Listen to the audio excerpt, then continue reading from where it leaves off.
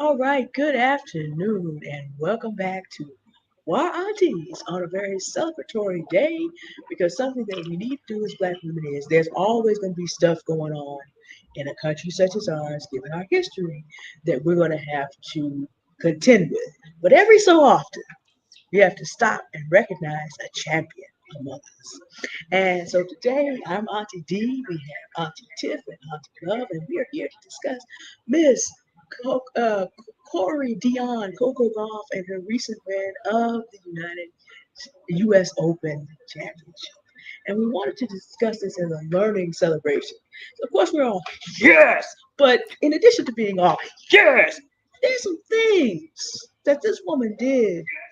I shared with Auntie Tip when I grow up, I hope I have the evenness of temperament and the grace of Coco Golf. There's some things that we can learn that we can then use as we have to, as Auntie Love is always teaching us about our living history, about how we are queens. We're not just here to just be doing things for everybody else. And there's some very queenly things this young lady did in order to secure her win and also secure justice. And we're going to get into all one of the things to also know about Coco Golf this year, nobody is talking about it, but she's not only a U.S. Open champion, she won the Auckland, Washington, and Cincinnati Opens this year, and she's been on the rise for quite some time. But let me just allow my other fellow aunties to say hello and greet you, and we'll come back to that. Good afternoon, good morning, whenever you're watching this. This is Auntie Tiff. I'm trying to. I broke out my New Balance because that's who she is sponsored by. Absolutely felt like this is my way of celebrating. So I have my little tennis dress on and New Balance and New Balance shoes, and I'm really excited for this young lady. She is something special. I think her family is absolutely beautiful, and from what we see, from what we know, um, they're really cool. It just seems really cool. Just researching them was really powerful. Um, Conscious parenting. I think her parents are super dope, and her disposition. She's so sweet and still 19. And I agree with the grace because I am not graceful when I am upset. I'm like my face is ready. I want to hit you or cuss you out. And she just so that's not right. That is not. I was like, okay, girl. One day when I grow all the way up at this very big age, I'm be able to do conflict classy. She's a classy gal, and I love her relationship with the other Black women within tennis. I think it is beautiful the way that they are embracing this young girl. A lot of the time when we are the first, um, I think a lot of doors were opened, and she come through and really made the most of it. It's her story was absolutely it was fun. It was fun to watch her. She seems like a very sweet, independent, well-rounded young lady. So yeah, I was very happy that she won.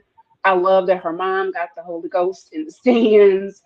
I love her dad was, just like all the community.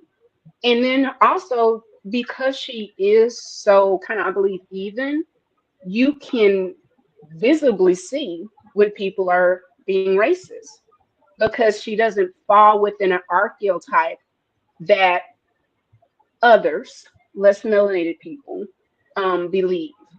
And it's hard when that person is that calm, that composed, even in disruption. She's sitting at a place, so she's very for sure of herself. So she's not loud. Even when she corrected that riff, I thought she responded way beyond her years, in my opinion. And she also shares a birthday with my son. So I was like, a piece of me wants to call him and be like, hey, you and Coco have the same date of birth. I think, might not be a tennis pro. We could do something. Hoping some of her magic rubs off. But I'm not asking for white. I'm not asking for black women to lay before men. Let me say that. I'm just saying. Let me back it up. Yeah, I'll be like, you. No, I'm not suggesting that you do any work for adult people. I'm just saying, super cool, really, really spirited, and I absolutely love what I've seen about her.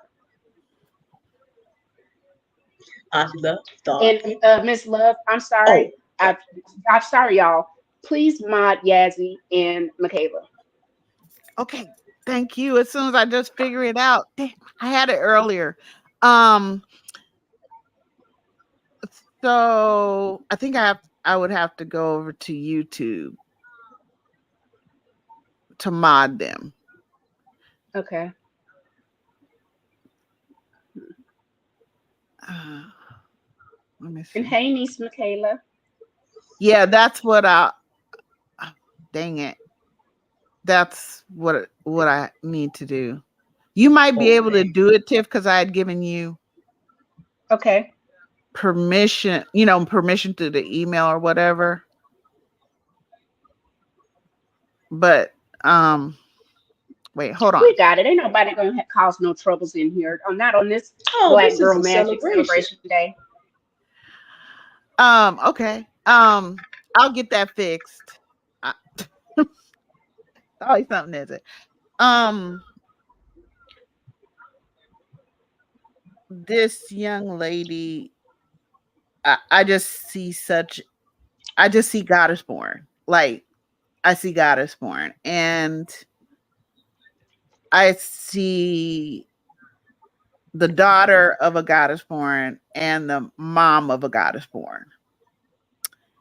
And for me, and as I focus, center Black women, I listened to her and I was just like, wow, wow.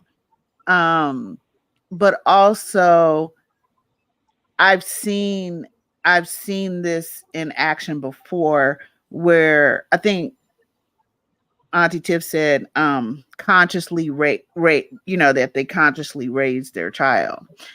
And when um you can look at your daughter and and just accept who she is, you know, learn her and then develop her based on herself. You know what I mean? Cultivate her based on herself. Um and you're willing to um be a CEO at the same time as you're cultivating, loving on, uplifting your daughter, and you are introducing her to her power at the same time you're helping her understand how to wield that power. We're oops, hopefully Miss D is still up here. Yes. There you go. So yes, I just see a,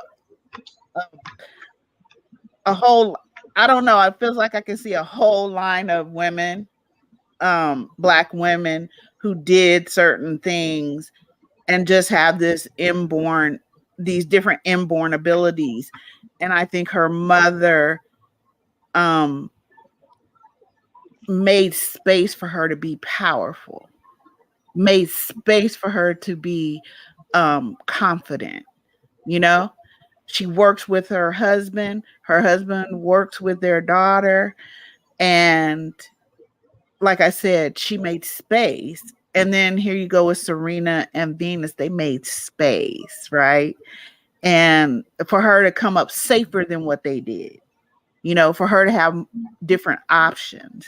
So I think for me, that's one of the things that really struck me. And then I watched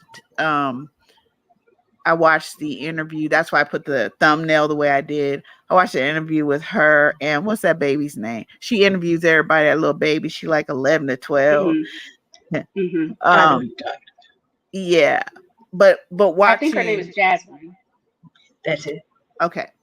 So Jasmine, watch them together. You know, it was just Mhm. it's just it. Oh, oh. Okay, I'm done. Yeah. But Also, but It you was good. know what? beautiful. And yeah, and watching it, that was one of the first ones that I saw, and I just thought she seems like she's the type of she gives me Meg the Stallion energy in the sense like she's rooting for everybody, or how like Issa Rae is like I'm rooting for everybody black. And she was just she knew the little girl's history, and she's like, I watch you and I love how you do this, and I love that your parents are involved, and I love, quite frankly, that both of these girls have black fathers that are very, very active.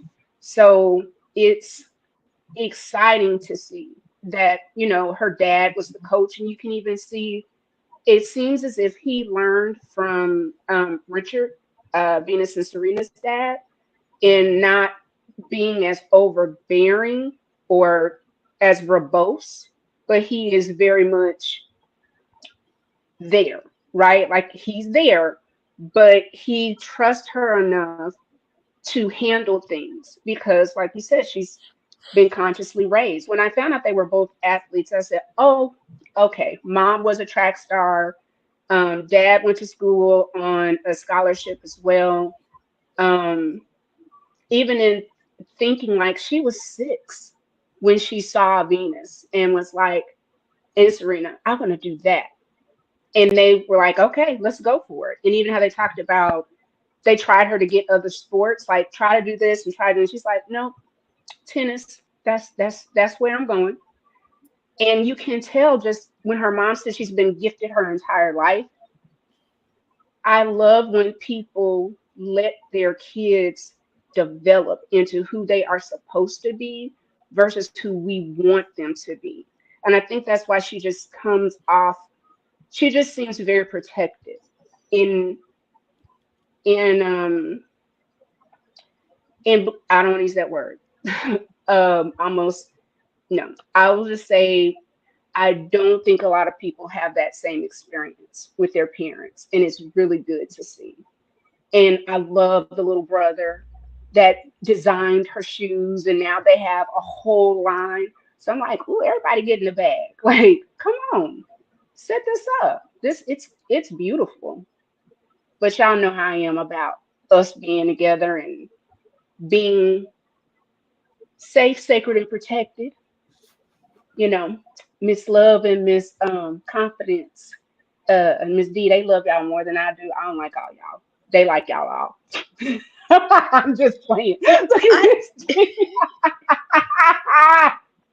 What we love about No. Noir Aunties is the realness, though. Yes. Is that the truth? we don't Is we, that the we don't we truth? don't sugarcoat it with y'all up in here. No. Not at all. Wait, we Not got at all. We don't play up in here. We grown. We like what Yeah. we like. We don't like what we don't like. It is what it is. We grown up in here. The thing about Coco Golf that stood out to me. Now, I am from a family that did a very good job protecting me. It was balanced. My father just had was an extra celebration weekend. He just made his 87th birthday yesterday. And he's Oh, happy still, what is he birthday. doing today? Getting up and doing the things he needs to do to make sure his wife is okay. And he knows he really doesn't have to do that much for me because we're at this point, because of where we are in age, I'm trying to make sure he doesn't have to do too much, but he won't let me do too much because that's still my job as a guardian of his family. So I'm trying to honor, he's a man, got a man's ego. But when I see Coco Golf and her relationship with her family, I realize that there are a bunch of things that I love about having studied about her family. Number one, for those who are still interested, it is still possible to have a balanced black family. Right on down to the little brother being raised to understand you don't compete with your sister. This is something that we can do and benefit together, working together. Now, Coco Gauff's case is rare. Families like mine were already getting rare in the 1980s because of the very specific things that we often talk about on this channel. It takes a rare man and rare woman to be able to do some of the things. The other hand about this that I saw a parallel between the Coco Gauff family and mine is that that's a deeply Christian family that doesn't have to do a Mhm. black church, but it's not a black Mhm. churched family. Because if you study Coco Gauff, they took her to go study with Venus and Serena's coach. And so she didn't get churched in. I mean, my family, we've always been in church, but we've always studied alone too. So Mhm. she was not exposed as a Christian to the chattel making impulse of a lot of the black church because they were wrong. It was something she learned how to tap into her power as a queen priestess of the Most High God. The specific term is royal priesthood, king priest, but we know from Galatians that uh, there's not a male nor female. Everybody has much of the Holy Spirit. Everybody has as much responsibility as everybody else. So when I watched her on the court and then realized she was a Christian, I'm like, oh, you done tapped in early. I wish I had known that at 19. I was somewhat conscious of it, but not really. Because again, I grew up in a more church environment. She didn't. So not only was she allowed to, she had parents who did not push her into, you're just going to be an average American black woman. But she also was not in a church environment that pushed her into that mode, which allowed her to become herself, a very powerful young woman who was able to do some amazing things. And I'm 42, and I'm sitting up here like it took me a lot longer to develop that kind of evenness of being able to control the situation. Now, those of you here who know me from Demons of Thought know probably have a pretty good idea that I've been able to control some situations for a little while, but I probably wasn't as nice about it, and people probably felt way, way, way, way more threatened. I mean, it is allegedly, as a shout out to Aunties here. Allegedly. I did not have the grace 15 years ago that Coco Gauff, and we're going to get to that. But the rise of this young champ, already, she won her first Open, the Little Mo competition at 8 years old. And she's known Venus and Serena about that long. So there's so much that goes into how people looked at this young woman, and I'm going to turn this over to you to talk more about Venus and Serena in a moment. When we understand as Black people, and because we're Noir Aunties, we have most of the audience of Black women, we know Coco Gauff's mother was not competing with her for attention. We know that her parents arranged things and put her in contact with people who did not see her rise as a threat to them. This is not just one confident, queenly young lady at the young age of 19. This is us recognizing what we can do to raise powerful young Black people if we just can all sign on to a non-competition clause with the next generation. And this is really hard because in the country we live in, we are being encouraged by our own leadership. I just need y'all to know that my father's 87 and will not be running for president, okay? He has more sense than that. Now, if I could bottle that common sense and give it to some people that I am, some of my representatives in California real quick, and then I'm gonna go to some Republicans and some Democrats and be like, let these young people do what they're supposed to do. And by young, relative to them, love, compared to them, you are a wonderfully young woman. And Tiff and I are just sitting over here like we barely are eligible to be president at this point because the eligibility is 35. I ain't putting anybody's actual age out there unless they point it out. But we barely eligible to be president at this point. So y'all let some of these barely eligibles and people who are Love's age who have learned how to live life and actually care about the people run some things. Coco Gauff's family doesn't operate like that. Her parents knew, okay, we had our athletic career. We're still young enough to do some things. No. We're going to focus on making sure our daughter has what she needs. She was in a non-competitive environment. She was not in an environment where Black people are tearing themselves up. Her brother is not going to grow up to be the kind of Black man that goes and competes with other Black women. This is already not the thing. Her father is not a man who feels like he needs to compete with his wife or his daughter. And when the train gets linked up, it can be beautiful. And although Confidence with Love has a course about this, you may need to move a little further afield. Shout out to your course about this, Confidence with Love. Thank you. You may need to look a little bit Agape further afield. intelligence. Woo-hoo. There's an updated one. There's Agape Intelligence, which you should take first, but then there's an additional Oh, and the extra confidence. product about expanding your horizons. You may need to expand your horizons to find non-competitive men, but the idea is Coco Golf shows within our community what it can look like and a model, an all-black model to look at, so that you don't end up getting, one of the little brothers of Stockton Rush or the Donald or any of them people over there, if you choose to go over there. And of course, I'm not gonna put Jose and I can't even think of a good Asian man's name in there right now. I'm not gonna put them off in there right now, but I'm just saying, people who will compete with women who are men who are insecure in every race. But in Coco Gauff's family, you see a model of what men do when they honor the power that is in the women and how they Miss don't D. Andrew seek to Yang. destroy it. Oh yeah, Andrew Yang's a good example, actually. That's a whole nother discussion for our aunties to have, like, what are black women about to do as the economy continues to turn over? But Andrew Yang's a good example. I'm just trying to find a bad one, but I just couldn't off the top of my head, and I wasn't gonna throw anybody just out there. Yeah. Now the rise of this champion. Now I want to turn it over to Auntie Love, because you have some very specific thoughts about how Venus and Serena Williams relate to what happens when black women are allowed to access their living history. And I wanted to turn that over to you, because that is something that you definitely want to emphasize. Thanks. Auntie D.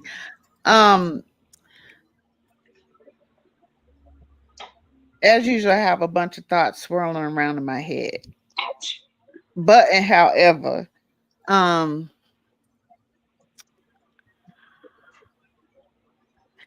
if I was to go back in time to when Venus and Serena were baby girls, just out there, too close to Crenshaw and Compton and shit. So, and their dad was doing the different things, with him. And again, mom was really played down, right? Yeah, that was her mom and da da da, but everybody was basically focused on the dad of Venus Richard. and Serena. Yeah, Richard. So I think you're looking at 2 to 3 generations apart. And what we did as black women then who opted to be stay-at-home moms and those types of things, man's the head of the household, all the whatever, right?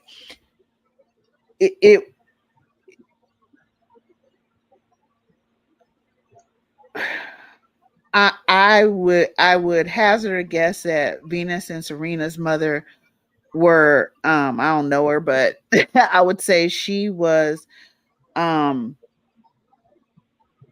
woman of my generation who didn't want our kids to have the same type of, not just being poor or middle class or whatever it was, but they also did not want us to have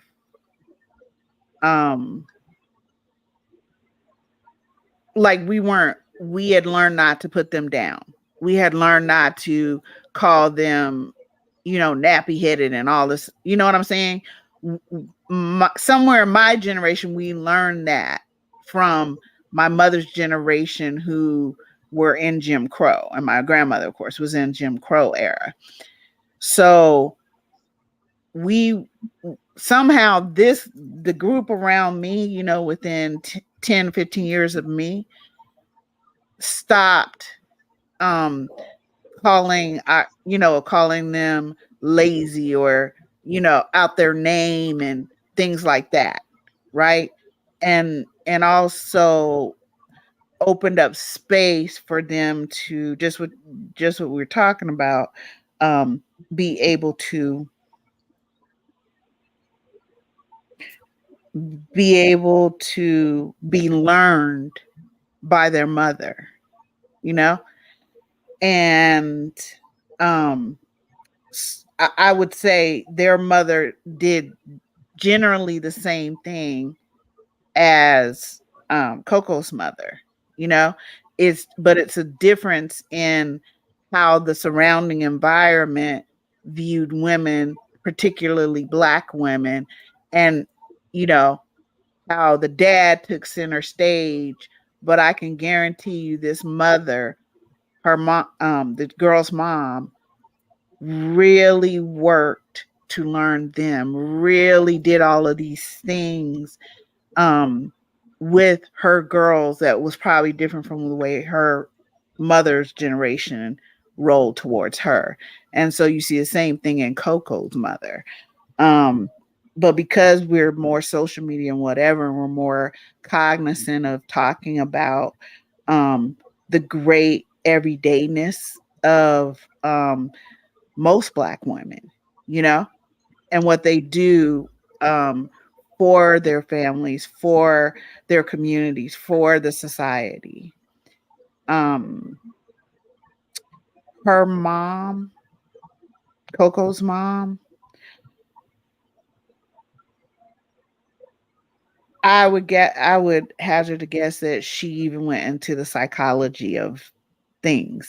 Like she learned some psychology, and because she herself is an educator. So I would I know for a fact she would have learned child psychology, you know, as an educator working with younger, um, high school or whatever. So she would have been able to, outwardly tell her daughter how great she was, outwardly just say, you are brilliant, or saying, I know this is a hard thing for you because you got hurt, baby, or, you know, just she gets to be fully who she is. And her mother probably listens to her too. You know what I'm saying? And she grew up that way, where her mother listened to her and her feelings. And I would say Venus and Serena's mother probably did something similar to that, because somebody like Venus and Serena's dad would have kept pushing and pushing and pushing. But there's a lot more into being a champion than uh the physicalities of it. It's everything, you know. So I look to their moms, and it does depend on what part of history we're talking about, and what added violence there was against black women in particular, you know. And how do you keep yourself safe? How do you do all of these things? And when you teach your child that they are great, that what is it you want to do, let's watch what you do and learn. That when you teach them these things, it really bucks the system depending on what era you're talking about, you know. Um so I think the mothers are very similar.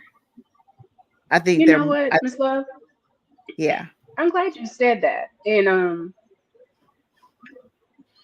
I sat here, y'all know, I don't talk to Miss Love or Miss V without having my pen and pad and some paper. And I wrote down, and I was like, why don't I know the mother's name? Because the one thing is, like, we know King Richard and this and that. And in reality, what you're saying is very much true, because he had children previously with other women. and how he interacted with the wife and how the mom, it was just a different type of, I guess, energy. But I sit here and I'm thinking, I'm like, why do we never really give the mom the credit? Because she's the difference. And again, with Coco, her mom was a college athlete. Her dad was a college athlete. So they understand burnout, training too much. They can, identify who's coming in here trying to make horrible business decisions. Like this young lady's net worth at 19 is $3.5 million. And she is still getting more and more and more. To be To me, her being the face of New Balance is a very big thing because New Balances are not very popular in the South. It's like an up north kind of thing. Everybody here want to wear Nikes. I love New Balance. I love that like her little outfits are so cute. Like she had the little neon on and just a little bit of tummy showing. And she's so, I don't want to say normal because this girl is way beyond normal, but you can tell she lives a life. She's got a boyfriend. She, loves doing TikToks, and she's TikToking with her dad and her mom, or her and her little brother are doing TikTok. You can just see she's really, I feel like she is fully experiencing life as a Black woman, where the aunties the aunties are like, oh no, we went through this with Venus and Serena, not this one. Her mental steadiness, it has to be different because even someone like Naomi, who would technically be considered a preference, she struggled a bit. And so when you talk about the mom again, I'm like, is that the difference of when you have a Black mother that's truly tapped in, and a child that can, and I'm just saying child because it's her child, she's a young woman, but as a young person, just have somebody be very realistic with you. You can tell they talk to her and have probably always talked to her in a way where she was able at 6 years old to say, I want to do that. And now here she is 13 years later, almost. Don't check my math; it's probably wrong, but I know she was right. 6, and I know You're actually right. Okay, You're right. woo! You look. The math be mathing. I don't want to be up here like some of our peoples with stats. It's a challenge, but I'm just saying. The memories, not here, baby. But I'm just saying. I think she's living the life that we want all little Black girls to experience. That you do what you're passionate about, you're fully supported, you get to be yourself. I've watched and researched for about 2 to 3 days, and initially, I was just looking at her information, but then I started looking at the parents, and then Miss D pointed out, like, oh yeah, these people are Christian. I'm like, they sure are, but they're not giving church. They just love the Lord. they believe in attendance, and the way that they come off, you don't question their walk with God, because look at the evidence. The evidence of them living a godly lifestyle is their children, both of whom are thriving. So I'm not a traditional Christian, but I do love that you can see the foundation that these babies have, because I'm sure there are times when she's on that court where she wants to let folks have, and she kind of breathes. I don't know if she be like, Jesus, take the wheel, because I'm going to cuss this rest out. The fact of how she stated the rules in a non-emotional, let me not say that, because she was emotional, but I hate to say this, I think sometimes we look for palatable blackness, um, people that look like us, act like us, and you can just tell she's like doing some of this, doing some of that, doing some of this, doing some of that. And I think a lot of it comes from Venus and Serena. Like you would not know that Venus has a furniture line, a very successful Clothes. real estate, clothing lines. And then we saw Serena. Like it was just brutal. And when she played her last game, I cried. I wept for her. I don't know why I'm getting emotional. I just knew we saw how she fought and fought and fought and fought. And she could never get anything right. Why did she say this? Why does she look like this? She's not a sportsman. She's too muscular. She like it was just always not enough. It didn't. I'm like, this girl got all kind of grand slams. And then when you did you see when she and Venus played partners Yeah. and they won. And now she plays partners. She said, I just wanted to try it out. And I asked if she would, and she said yes. And I'm just like, what kind of confidence do you have to say, hey Venus, I want to try this partners thing. Will you come and play with me? But what kind of relationship did Venus cultivate that this baby feels like she can go to the top two tennis players in the world and be served and be helped and be guided? I think it's Well, awesome. I think it's you when know, you talk about generations. I'll just finish with this. I was saying when you're talking about generations, I can see the connection of Venus' mom, you know, like what was her mother like? Then you have Venus and Serena's mom. Then you have Venus and Serena. And now you have Coco. And then from Coco, you have a Jasmine. So we're getting to see when we are not stifled, Black women can do anything. If we have the right team and the right supporters, the right information, and the right work ethic, because that's the other thing. Many people want to be successful. This baby, I wrote down like she was absolutely determined. She was a winner, a junior winner at age 14. Um, she's already, celebrated her first million. Baby girl is homeschooled and took her high school graduation pictures in front of the Eiffel Tower. Like that's a flex. Let me see that. I'm so happy to see this beautiful melanated baby. Like, because some of the imagery that we got out there, ooh, it's a lot. But this young lady, she's just super cute. She's adorable. And I don't want to say that in a sense of how older people say, "Oh, baby girl." No, just like her energy. It's palatable. It's you can feel it. You can feel that she wants this. She's not being pushed. She's not being forced. I'm sure she said tomorrow I want to give up tennis, which I don't see her saying that. She's got her own career ahead of herself.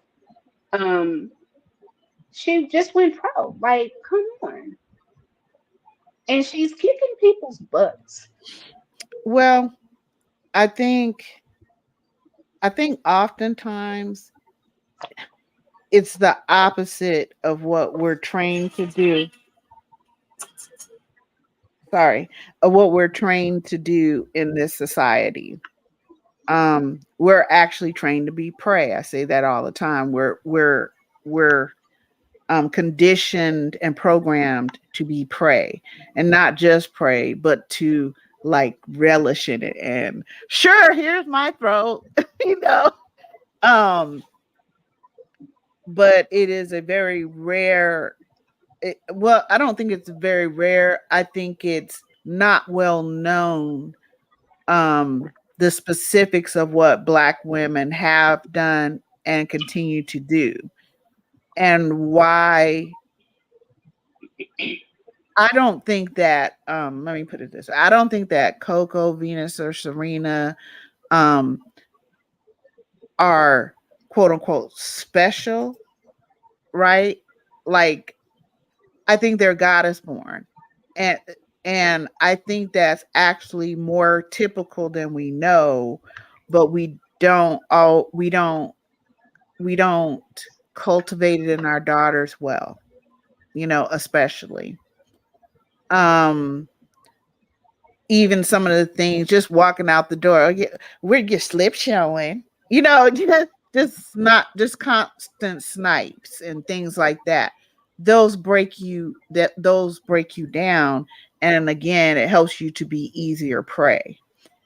I think they had mothers who were women who didn't fit. You know what I'm saying? In the like how the black community is so male focused. They I'm gonna guess they did not fit into um however you're supposed to feel when you go to church, or however this and that, or you're not enough and you'll never be enough. I can guarantee you that whatever they experience, whatever their education, they too were not a fit. They were not palatable. I can almost guarantee you they were the odd in their family, the ones who stood up against maybe things that were going on in the family. Um, I I think um, I think more of us are born than we think, and we don't see it in the same way that other people see warrior. Um, I just know that I can almost guarantee that these two mothers, Venus and Serena and Coco's mom, that they were the oddballs, that they were the ones who stood up, but they were the ones who said, "No, I'm not changing, my hair, so because you think it's too fucking ethnic."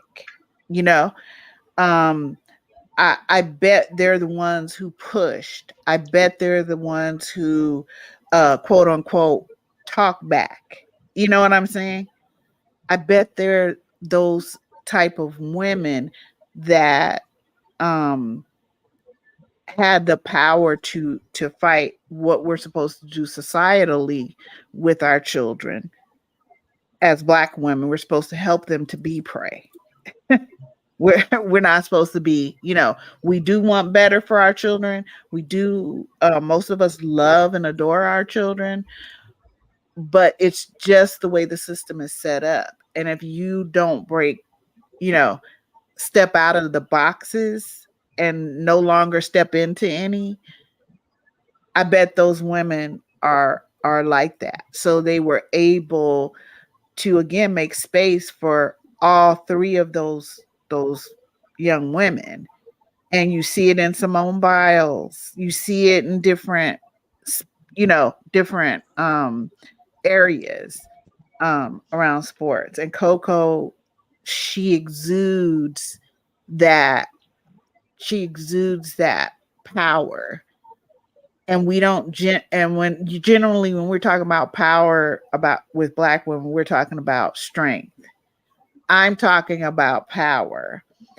So I wanted to kind of give us a definition of power as we are. Um Power is a trifecta of goddess born brilliance, influence, and learned skill. It often requires what they call pretas, a black woman as four mothers, you know, um, and as ancestors with their own decades of knowledge and learning and experiences and educations, failures and successes. Um, but I think even deeper, even just more. I like this definition from Charity Elder's book, the author of Power and the Rise of Black Women in America. So she says, one, what is power? The most straightforward definition was developed by a German sociologist, Max Weber. Oh gosh. And I'm just gonna say, I'm just gonna tell you what Okay, go ahead. I Enter would the chat. agree because I've seen this. No, I've seen this. I've seen his definition, not his definition, but the definition of power. It's similar to what he's saying. Even if he is weird. Okay, all right. Just a little bit. Tiny, but maybe he had a What lucid was his moment. name? Max What was his Weber. He name? was Max Weber. He's a sociologist, so-called sociologist. Allegedly. Is he proper? Allegedly, yeah.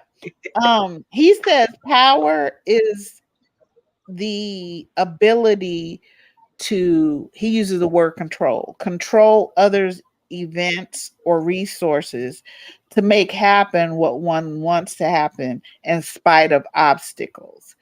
I also say, that's the cut and cold dryness of it, but with the nuances in it.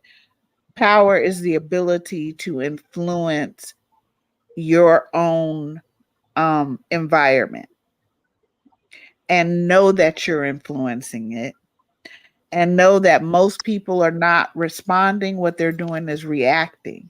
If you understand that, then you put into the environment what the other people react to, because they haven't gone to the self-confidence class. They don't know. So I think being able to influence your environment and have other people react also means that you're influencing them.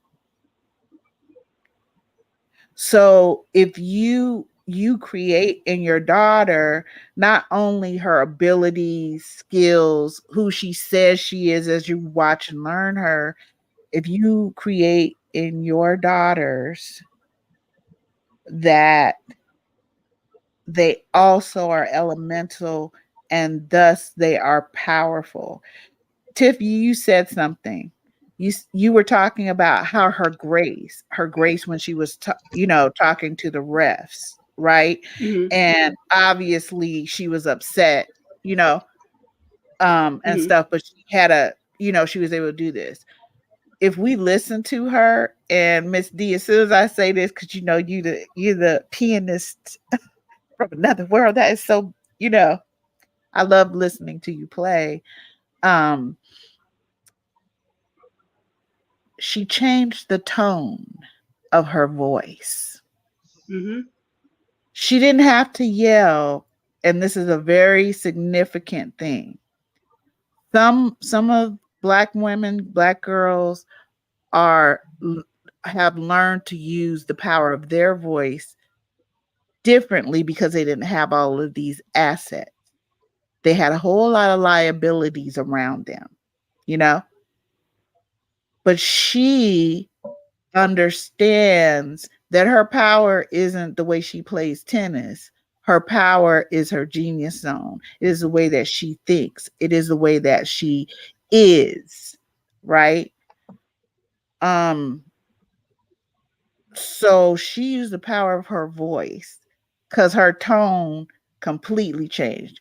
And that's one of the things I learned a long time ago as an apex predator. I'm going to bring you in, and you're going to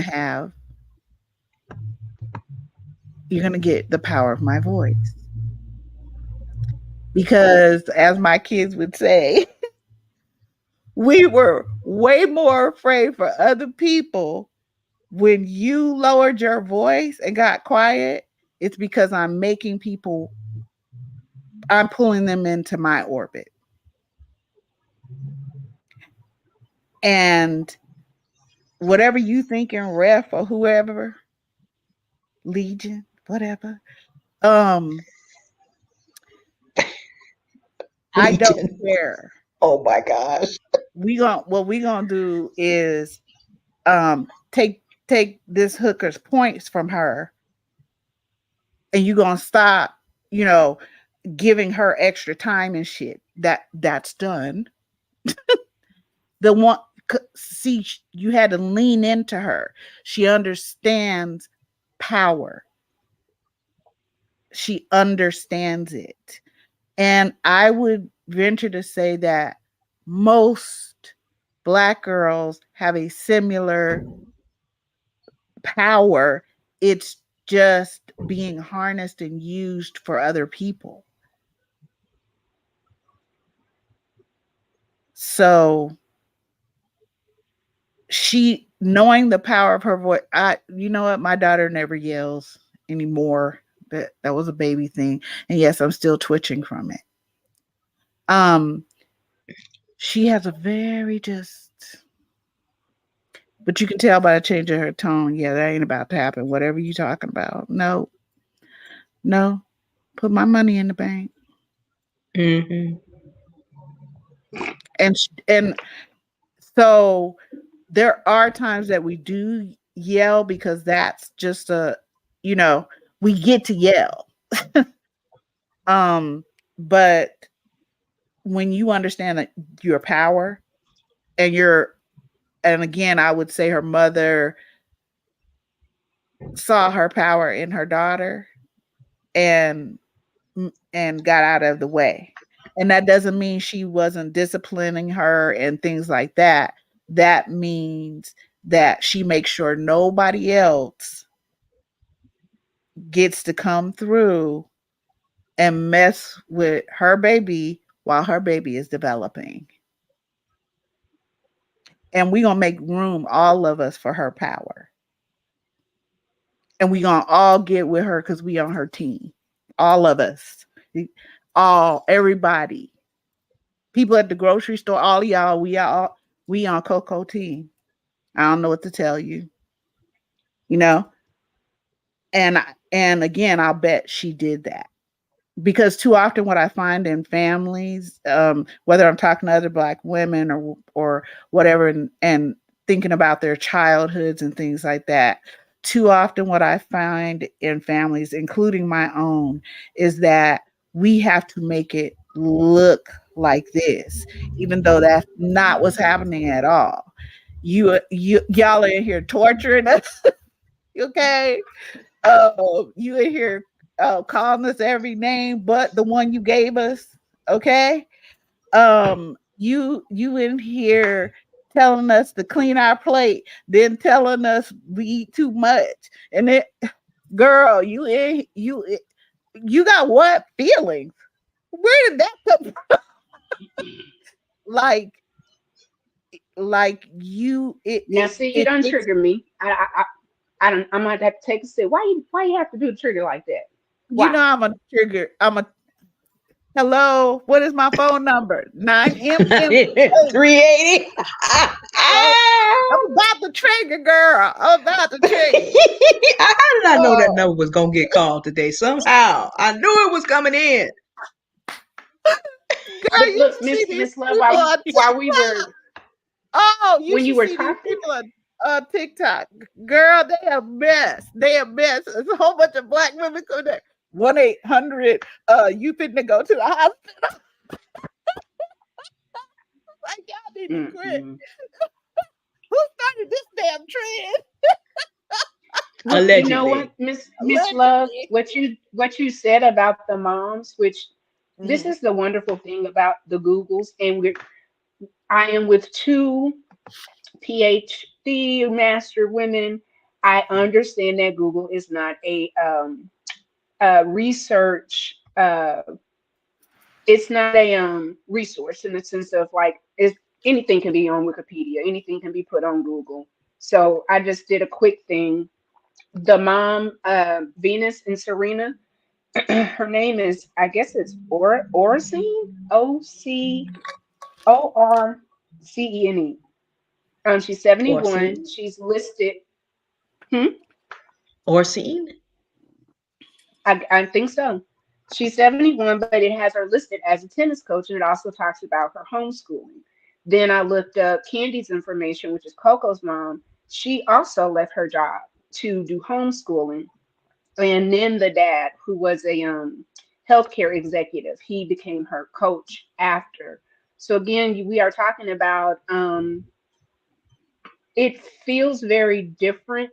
And when I'm trying to explain it, like how Kiki Palmer was a child star, but you can tell that she's got really strong parents. Both her parents are entertainers and singers and in the arts and theater.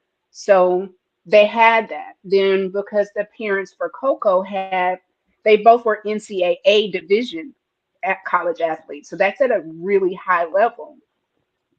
They too were able to cultivate certain things. So I think for us as aunties, one of the beautiful things that I get to do for my nieces specifically is the things that someone may tell her she can't do. I will come back around and say that's a lie. That's not true. You don't know if you can do it until you try it.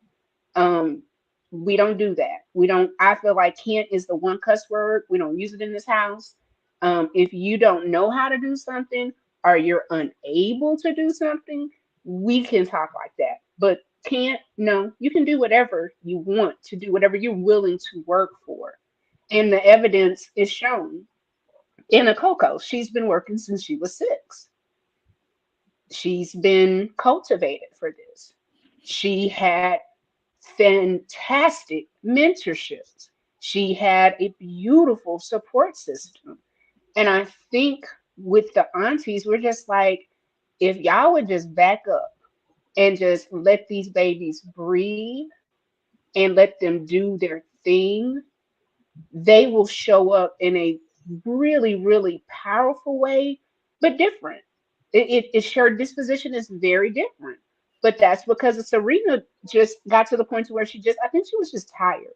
She just got over it. That's the one thing that I talked about, like being a minority within a minority and how stressful that is. Like they're already Black women, minority But see, in tennis. Serena got really badly hurt, and she came back from that again to win. You know, I like understand that. That's yeah, she. Uh, I think you're right though. All of these things that are coming at them, you know, just by hmm being Black women, um, it doesn't surprise me that either of these women did the things that they did. And so my question becomes, how do we help, women who are who are similar to them, let's say, but I don't know, it's just really hard because I'm gonna make this real personal, because I can say this in my own family, that um I was just very different. My grandmother was very different, but that difference is why we are Muds. You know what I'm saying? We were different than our family. My grandfather, it was typical for the women on his side, especially, to be beat, you know, um, by their husbands. And my grandmother, that was be a no. Nope, no, nope. You know, and you that my grandfather, we call him daddy. I called him daddy. Daddy did not. He did not. You did not go to daddy and ask him whatever it was, because his answer was gonna be, "Did you ask Ma? Did Ma say that?" Because don't talk to me. She'll whip my 6 foot tail, and she 5'2". Don't even don't even do that. But we don't often support that type of woman, right? We are constantly trying to figure out how to pull them down and, you know, not not make space for them to be who they are and be powerful. So how you then have enough women like that to um recognize and be able to communicate and work with the daughters in their lives who are coming through as well. If we don't um if we don't help those women, then it's kind of a doom to the next generation of Black women. And typically, we just have stayed kind of behind the scenes and not really taking credit for things. But it also means we have a loss of the Cocos, right? And the Venuses and the Serenas. If we weren't living, in the same time they were, let's say they came in the 1900s, well, they would be in books that were banned these days. So therefore you never know about Venus and Serena, and that you too, as Coco has said, can reach that dream. Because we don't look at the histories of the Black women who've done all of these things just as everyday women. These mothers, they were quite capable, brilliant, and all of those things. And that is literally, I feel like that is actually the typical Black woman, you know, making it all happen while trying to make it all look good while doing all this work and giving credit to men. Mm. Yeah, but you know what, Miss Love, I wanted to bring you back because you call yourself Ma, and I think a lot of people, if you're not Southern, people don't understand what you're saying. Ma is short. Those of us that are old enough never dared to call parents by their names and or address people that were older without a Mr. Mm-mm. or a Miss, which is why you see me call Miss DeeAnn, you hear me say Miss Love. There is a reverence, and one of the things in reverencing your mother, it was supposed to be mother dear. So you would say, Mother dear, may I have some water, please? But Black folks being country, it turned into ma. We have a muddier, um, a mutt, any kind of version, but um, it's to show that this woman is the nucleus. This is who runs our family. This is the person that you need to get with and go before, and also don't get called forward. My Aunt Winnie, which is my muddier, will be turning 90. And to this day, at a big old 44, if she say, look, you little girl, because she still calls me little girl, and she do this, come here, and she put her, and you just go, yes, ma'am. And whatever she say, you just say, yes, ma'am, and you walk off.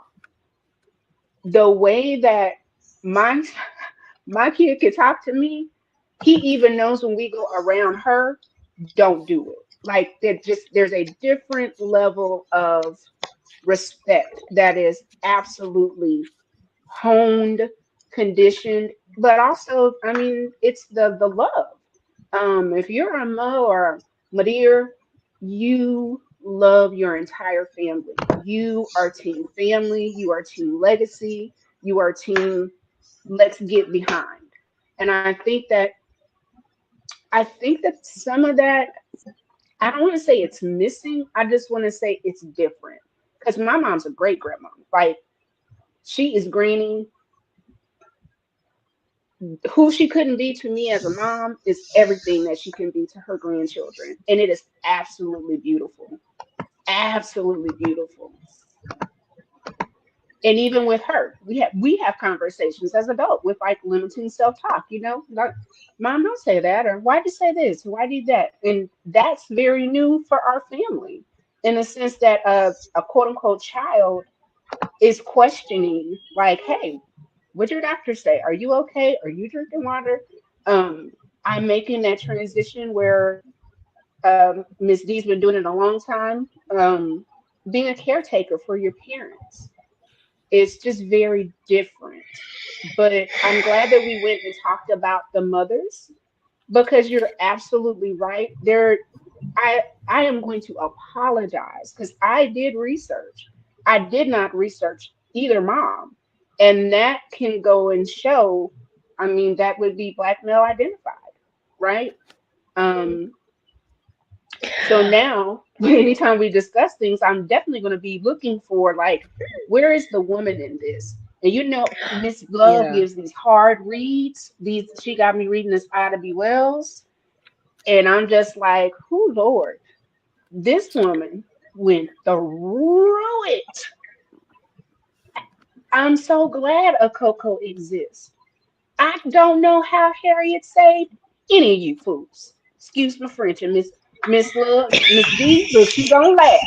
Cause she absolutely know if a southern woman call you a fool, you are That is foolish. a I don't big know deal. how she did that. That's a deep How level of did this foolery. woman just foolishness? Just foolishness. How dare? And then I'm just like, a piece of me really is pissed off because we should have been bigging this baby up and we're sitting there talking about foolery and people divorcing and who this and that. Like, we have positive stories. Lean into that. Lean into that. Yeah, Come forth and because out of pop culture, please. but also to your point, Auntie Tiff, if you if you erase the living memory of a people, of a group, right, then you effectively make sure that they're prey. You know what Right. I'm saying? Because it's Mm-hmm. just human nature that we want to see that we have made it through to things. So we look back in our lineage, right? Mm-hmm. And that's where a lot of us got, like in our case as black women and black men, a lot of us got oh wow, we're kings and queens coming out of the 70s and 60s into the 80s, right? But yeah, not all of us. Not all of us, you know. But it was because of the way societies were done, you know, 3 and 4 thousand years ago in Africa that did make that difference. So, you know, we were talking about a mug, but I'm gonna put this up right now. Okay, I'm gonna try to make this work, but I'm gonna put this up for those of you who are goddess born and you want to explore the black goddesses and you want to have a kind of um biblica, right? So this is the first book of the goddess. My God, I've yellowed it all out, pinked it all out. Um, the term ma or ma, yes, comes from Medea, but it's a West African dialect of like say New Orleans and Gullah Geechee, right? Um, but the term ma is a shortened name for Ma'et. Ah, So Ma is centered, um, being Ma centered. In other words, being goddess born centered in other words, being a black woman, black girl, right, is not simply maternal centered and or where the maternal is um way more valuable, but it's also Ma'at centered, balanced, justice, having a care for those um who need you, right? Babies, elderly, um disabled people, having a care for the most vulnerable. And when I look at Venus, Serena, Coco, and little Jasmine, I see what I see in most black women and black girls. Whether it hasn't been cultivated or not, I see it. I see brilliant. I see beauty. I see a creatrix.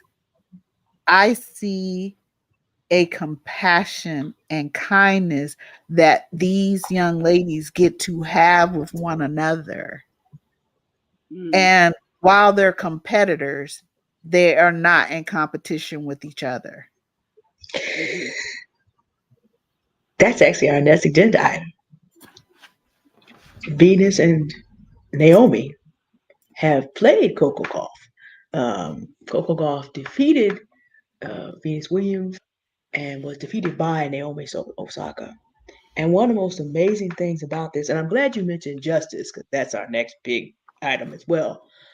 But what struck me, because I watch these matches, my family we Mm-hmm. watch, we if black folks are playing tennis, we're watching. It just is what we do. Um, we watch these matches. Now, of course, I need to say to be respectful to Miss Osaka. Right now, she is identifying as a Japanese player. She's biracial, but we know by Ah, United States terms, she would still be considered a black woman. But Mhm. out of respect for the fact that she leans into her biraciality, I need to mention it. From Coco Gauff's perspective, though, these are Venus Williams is one of the senior reigning black champions, and Naomi Osaka is still out there. I mean, she just had a child, but she's coming back. So these two will play again. But the way that but that Venus in defeat and Naomi in victory, both of them showed so much love, so much compassion, because he just got beat in Naomi's case. But the way they embraced her and encouraged her either way. And for Venus Williams, you got to figure that's kind of beginning to be the end of the career, Yeah. because when you're getting beat by 15-year-olds, whether you think your career is over or not, a whole lot of other people are going to think so. So yeah. that's even what she did was even harder. But she's known that child since she was 8 years old. Mm-hmm. She knew this day was coming. Mhm. A lot of conversation between auntie age black women and Coco's age black women, and even this whole conversation in the United States in this vicious patriarchy of very old men who do not want to see power given up to anyone, has to do with the competition between the generations, to say nothing of competition between peers. And the competition in the United States is getting so bad that we are endangering not us aunties, black women are up here holding it together. Shout out to the Honorable Madam D.A. Fannie Willis, the Honorable D.A. Letitia James, Judge Chutkan, and I need to mention the secretary, the clerk for the House, the Honorable Cheryl Johnson, Mm-hmm. who held it together while these people could not figure out how they were going to get themselves a speaker. So when I say we, I don't mean us. Yeah. I mean I mean, the didn't he country go as a whole. 12 rounds with Kevin McCartney, and now they want to Mm-hmm. kick him out? Mm-hmm. Like I, And and I'm and, sorry. and That was we, you and I, and Miss Love. We gleefully watched that. Like when it was at 5, I was having a good old time. Baby, at 7, and I was like, do y'all see him over there trying to work these deals? It is I, just. I'm gonna just say this. I know that we are in the age of Aquarius, and I know without a shadow of a doubt, our ancestors are showing up and showing out, because things that people typically could get away with, That time that is over. cycle, or that, what do you call it, that boomerang, it like it's quick. The Alabama thing, that was a quick turnaround. Um, Mr. 46 and thinking you finna be sitting there talking about the black DA. Oh no, you're not. Oh, did you think he was gonna talk about her? No. And even the little judge that you got is doing so much damage. I foresee, if we get on the grind, I feel like anybody that he appointed, those three people, they need to be removed from the bench. And other two people that's been sitting with them making money and not making laws fair, we got 5 spots that we need to be looking and vetting for. And It's if 5 places. that happens, it will be because Black women are making it happen. Which is why I'm saying, I'm talking about the competition between the old men. The old white men is getting so Mm-hmm. fierce that it can destroy the country. But if the country makes it, we already know some of the names of the people that are there, and we know that they are Black women. Naomi Osaka and Venus Williams handled themselves with younger Coco Gauff in the way that they understood who they were. Mm-hmm. Okay, tell me this. In all your research, does anybody remember the names of the people Coco Gauff beat at all? Are their names going to be anywhere in history? Did anybody even show up to watch them? This is the pre-drag. I'm about to get two of those individuals, actually four, two referees and two players in a minute. But we're gonna talk about how right now Naomi Osaka and Venus Williams loved on this young lady. And although it's right down Mm-hmm. at the end of the agenda, I will say it in advance. When she won, she turned the love back not only to their generation, but she turned the love all the way back to Althea Gibson. So when we love on our young ladies, we can't have certainty that they will then continue it. And then Miss Jasmine's in play now. So now Mm-hmm. what you see happening with Coco Gauff is she's taken the love that she's received from Black women who are a generation older. Because Venus Williams, I think, is 40. She and I are the same age, I think, a generation older, and then the generation with her, because Naomi Osaka, I think, is 26 ish, 24, 25, 26, and then her, and then Jasmine, who's a generation under Naomi Osaka, and still kind of a younger Mm-hmm. Coco Gauff. You see this coming down, and you see this coming down. I have black tennis students. I have black students in Sunday school who sometimes playing tennis on Sunday. So I'm like, go do it. Coco Gauff just ate.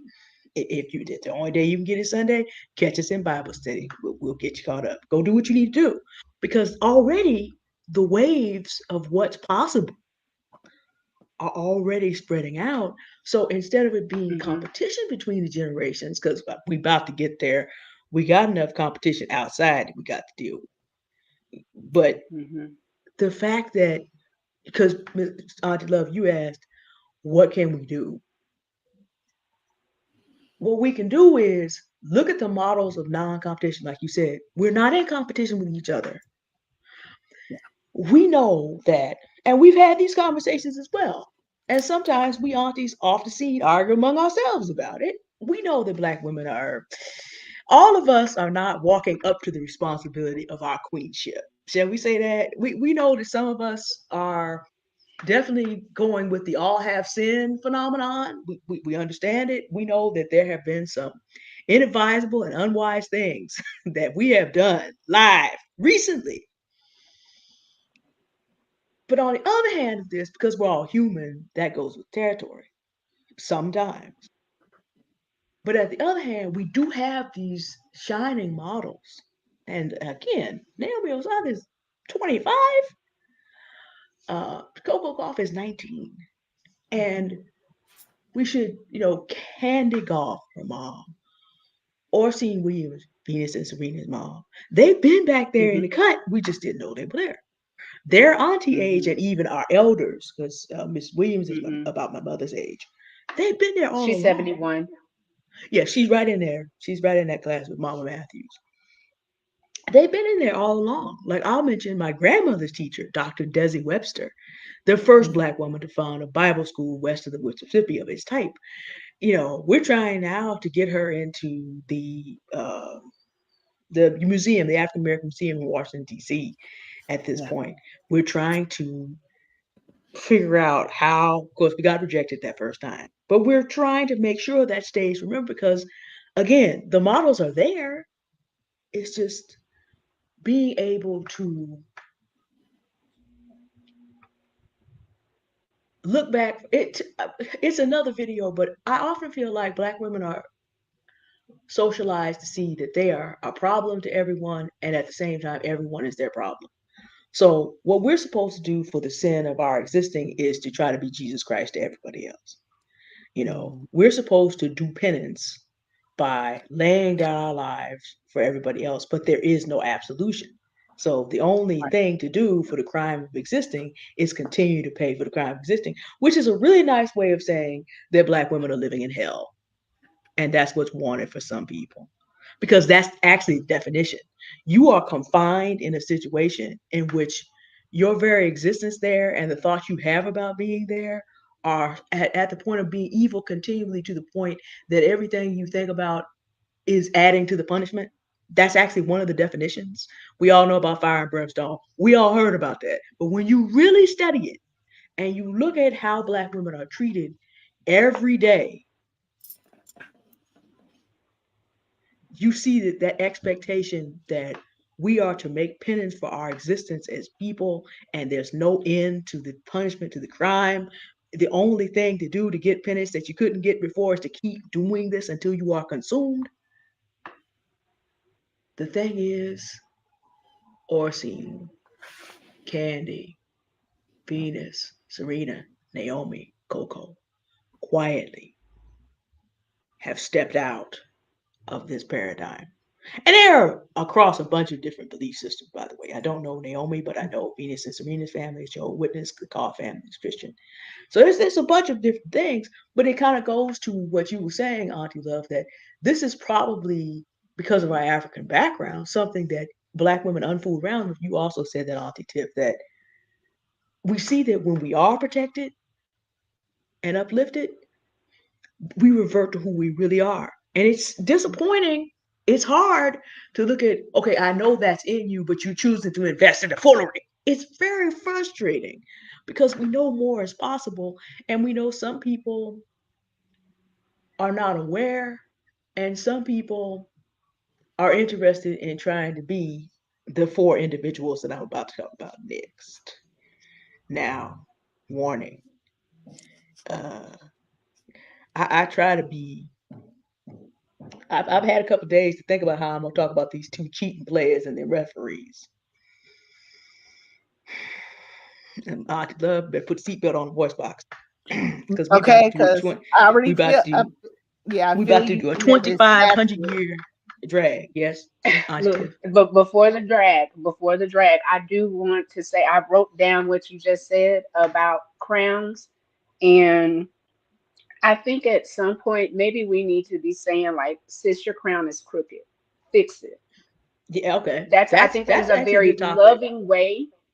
I think it's a very loving way to like self-assess. I know you're a queen. You know you're a queen. Are you really in your queendom right now, or are you acting like a jester? I mean, because we all know there's a hierarchy, braces. Sorry, y'all, but Been the there. I caste get system. it. There is a caste system. So,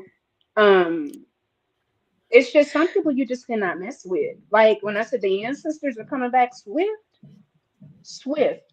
John McEnroe said something about he didn't believe what he didn't believe that anybody said anything and everybody loves her. And it's like, sir, you have been nasty for years. You've been nasty since Billie Jean King. You're just a I'll throw nasty him into man. the And drag. I'll add him onto the please, drag. Keep going. because what I want you to do is my good baby sis, my good niece, uh Coco, she said, "Oh honey, you putting gas on my fire." That's a quote. Yeah, Because what we gonna happens when come you to put it. gas on it? It's you. I'm about to burn this down. Okay, now let me, And the John aunties will come and McEnroe. fight. Since John McEnroe, since you reminded me, I didn't have him in my agenda, but since you reminded I me, did. Since you reminded me, I'll go ahead and since we live in a patriarchy, let me just dispose of him first. John McEnroe, as now I'm 42 years old, y'all. I ain't got a problem with you knowing my age. I remember him in the prime of his career, just the late prime with what was it, Connors and Martina Navratilova. I remember all those folks in their primes of their career.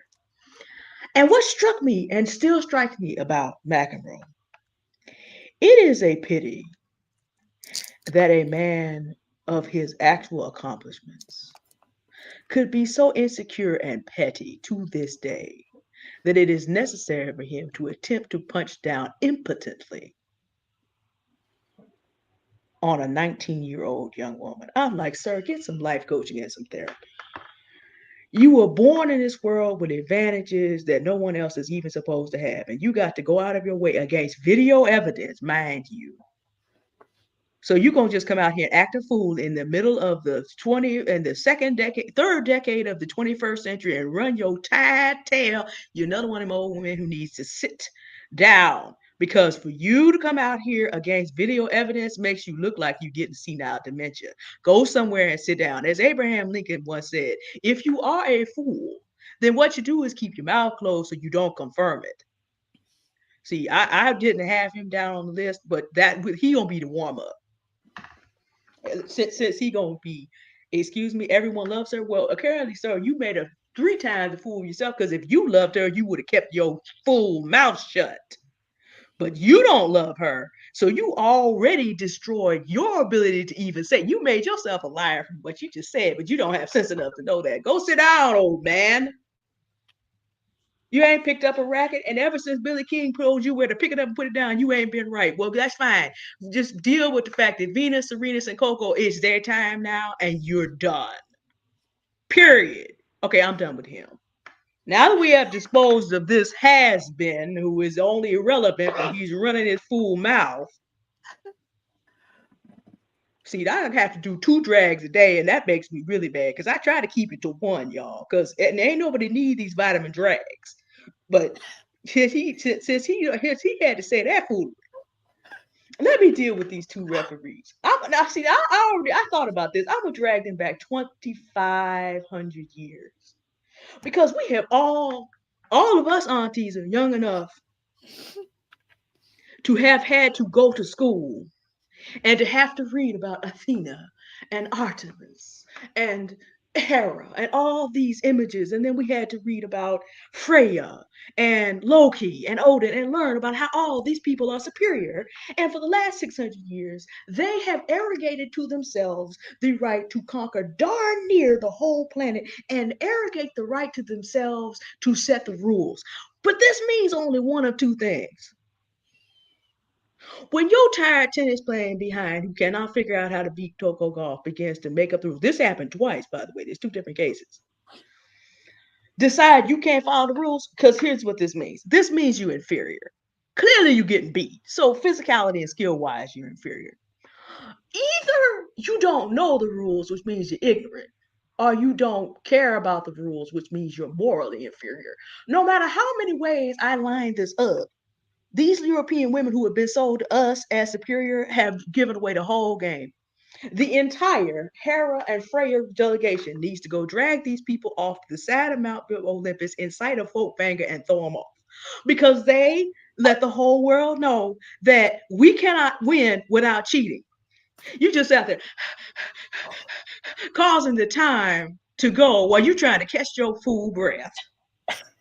And then referee, by the way, that's the time thing. I can say her name, but I'm not going to. We're not going to put out the names of the wicked right now. The names of the wicked shall rot. Y'all can go look that up on your own time. So the referee is then going to call the point that Coco usually won all fast to make it look like Coco was rushing the game. So let me tell you how Coco Golf dealt with that. Coco Golf has a big, beautiful voice, and she can do a lot of things with it. She knew where the cameras were placed on the court, and she knew where to talk on the court so that the crowd would know what was going on. So what she did was she turned the crowd on that referee, and she turned them cameras on that referee. So after a while, now the crowd is shouting, time, time, time.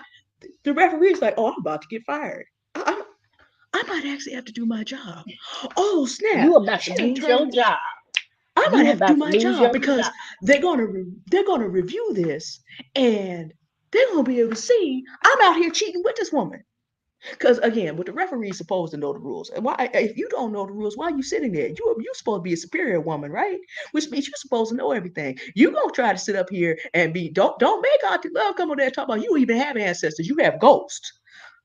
But your ghost should have told you, we went to school, A, B, C, D, E, F, G. We ought to be able to read, right? So we're going to presume even Mike Pence read the Constitution finally around January 3rd, 2021. I think you kind of would have got your hint. You know how supposedly the Greeks and the Romans were the only civilized people. So y'all had an alphabet, although you don't have an alphabet because if you go back and you do your history, you didn't make up your alphabet system or your number system. You just stole everything you had. But you're supposed to have it because you're superior. So how you gonna be up there and be a referee and not refer? Because you're cheating. And everywhere that Black women get a level playing field, we illustrate something. We are in the image of the mothers of humanity. You are not gonna come out and tan the behinds in your mama.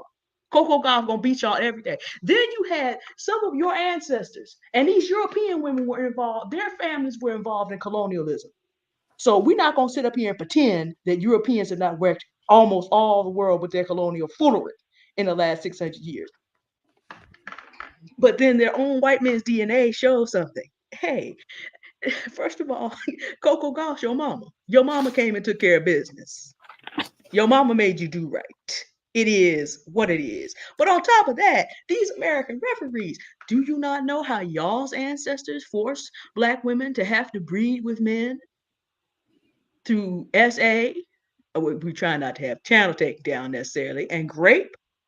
Do y'all not know how some of your ancestors, forced Black women to breed because they wanted the strongest one? So not only do we have the full complement of DNA by virtue of being African women, American Black women are even stronger by comparison because y'all did that in your evil, but you just never thought that someday that was gonna come back and tan your hole with a forehand and leave a mark that looks like a tennis racket on some players' nether regions. Y'all just didn't think that was gonna happen. So then you thought you gonna sit there and cheat, but Queen Coco wasn't gonna have it because she was queen of the court.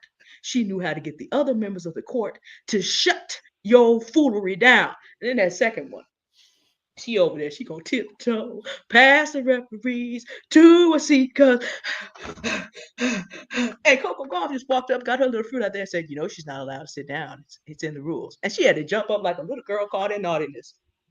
I'm like, ma'am, Athena and Artemis and Hera and Freya can't save you.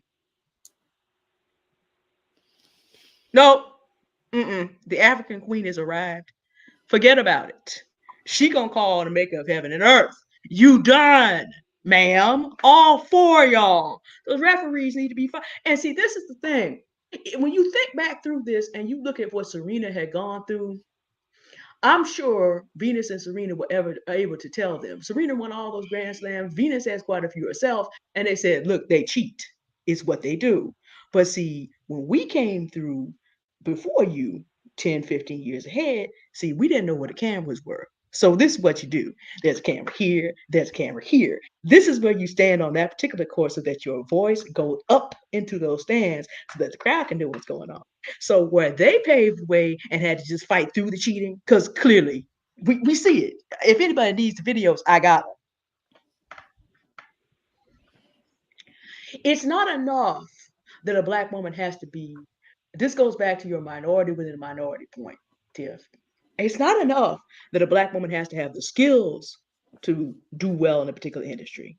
Not only does she has to have skills, she also then has to add an extra level of skill to be able to deal with the blatant, outright racism.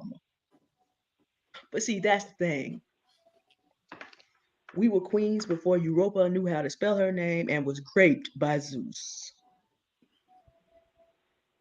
We were queens before the mutation occurred that allowed there to be people with light colored skin, light hair, and blue eyes.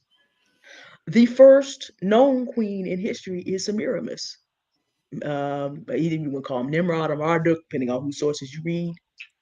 The first woman worshipped.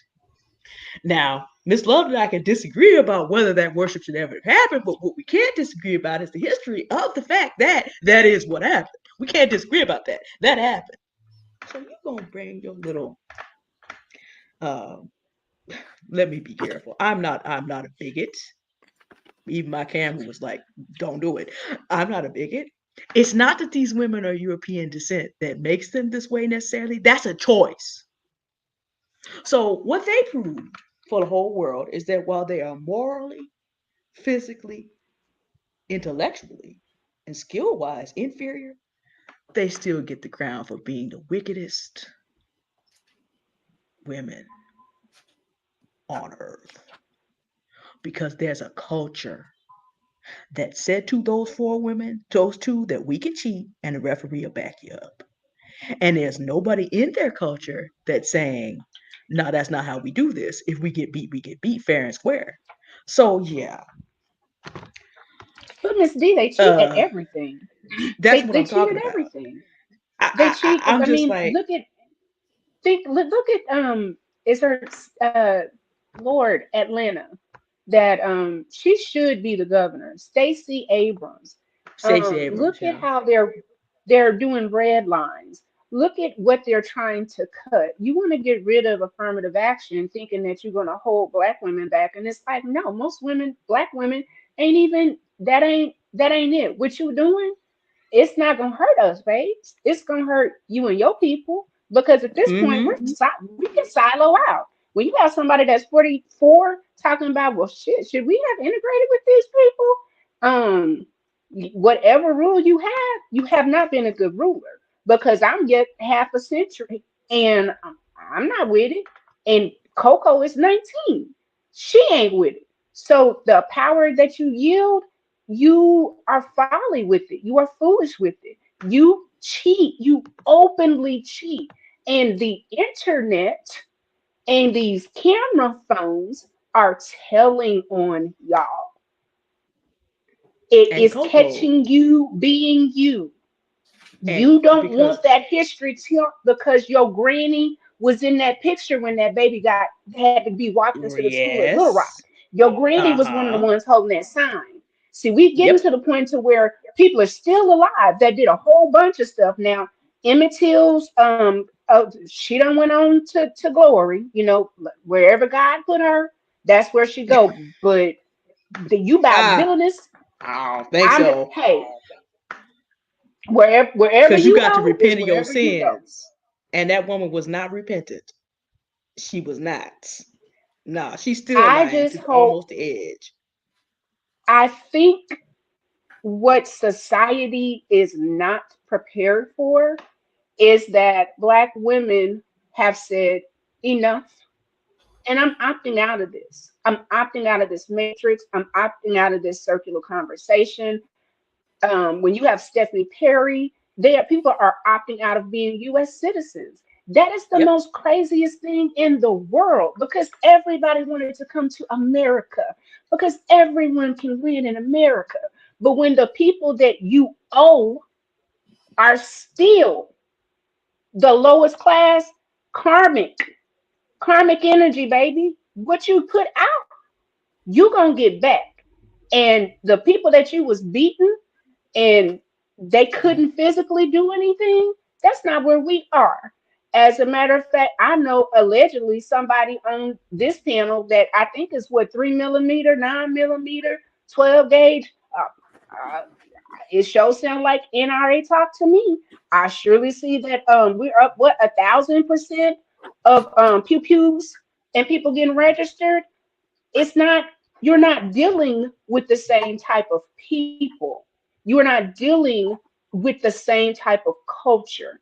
And instead of fighting this tooth and nail, surrender your reign, know that you effed up, and stop it. Because at this point, Black women are tired of coming back and fixing your foolishness. I'm not fixing nothing else. I'm not. I refuse. I'm gonna take my toys, my talent, and go somewhere else. And you're not gonna have access to it. And if you do get access to it, you're gonna pay a mighty price. A mighty price. Mm-mm. We're done. That's a wrap. You had a good 200 years. It's 404. over. Well, 404. I'm trying to give them. I was trying to give him like the 1619 because you know that's a lot. Like you are so afraid of seeing yourself that you will take slavery out of books. You will ban 200 books in Texas. So my God, I'm like the mama praise God that she's homeschooled this child because they weren't slaves. They were what did they name it? Guest workers. Unpaid voluntary workers. Yeah, guest It workers. partner. And that, by the way, is an insult by itself, since Germany is out here trying to reclass workers from Geistarbeit. That's the translation for that word. I'm like, y'all gonna link up. I will just mention though that the individual, well, let's just say that kind of link up. Y'all read Isabella Wilkerson's Cast and find out how Nazi Germany is the stepfather of, there's the stepchild of the Confederate States of America. That Will you kind of give us stuff. that book name one more time? The Cast. author you said cast. Isabella Yeah, Cast. she's by a Isabella black Wilkerson. woman. Yeah, And how she was Is Isabella? Wilkerson. Wilkerson. Wilkerson. Let's just say that Got it. that unhappy marriage of ideas is quite old. Let's just put it that way. I mean, just at another time, we'll talk about Germany and the Herero of Africa, of Namibia. That's a whole different story. But no matter what these people try to do, like I said, see, Coco Golf is 19. She understands how to work within an environment of cameras. And I just, as the epilogue drag, because Auntie Love, I know you got a ton to say on this comment, on this topic. I'm just gonna give you half a second to get your voice box back together there. As the epilogue drag, let me say this. You have to be a special kind of regressive to be banning books in the age of the internet. I just want y'all to just think about that for a second. I'm just like, y'all, whatever it is that you don't want to put in the book, we can have it on TikTok, have 5, 6,000, 8,000, 10,000, 5 million, 10 million, 18 million, 20 million people see it in a day with the right hashtags. So it's just like, how late? It's just like y'all didn't understand something. Y'all wanted to make America great again by going backwards. And the Lord said, tell you what, you want to go backwards? Let's do this. I'll put you in fear of World War III. I'll hand you a pandemic. And I'll give you the casualties of the Civil War because you want to go backwards. Okay. All right. That's what's back there. And you've been sitting up here worried about a second Great Depression for the last 3 years. If that's what you want.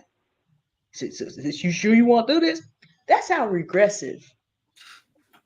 You go sit up there and try to cheat as a tennis player like it's 40 years ago when John McEnroe was still in his prime. Like everybody in the world in 7 seconds flat ain't gonna be able to look at that woman and look at the clock and see that she counting it down. Like you still have an audience. But even Adolf Hitler found out in Germany in 1936 when Jesse Owens did what Jesse Owens did. Even in the middle of Germany, you couldn't hide the truth. Adolf Hitler had to leave. He was so upset and disappointed. Now, it's another story about the Black female athletes of that time and how rough that was for them. More people that helped to pave the way for us today. But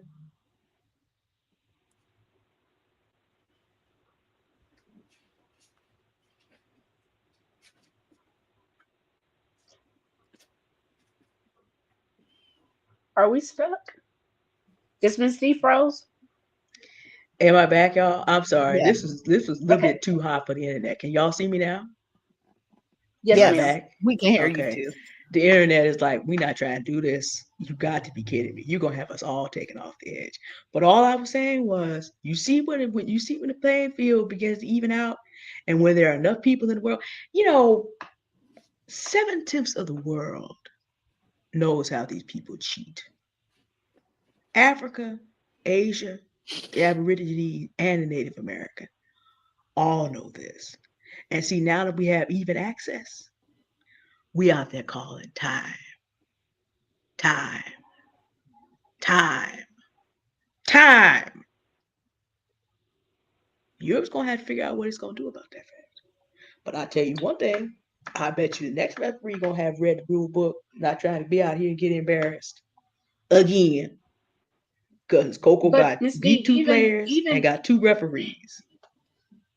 and even in that, again, when I'm saying like the ancestors are really, they have, I don't know if they decided that they were like 2023, we own it, because I never thought I'd see the day where Republicans were trying to make Mitch McConnell look like something is a matter with his health.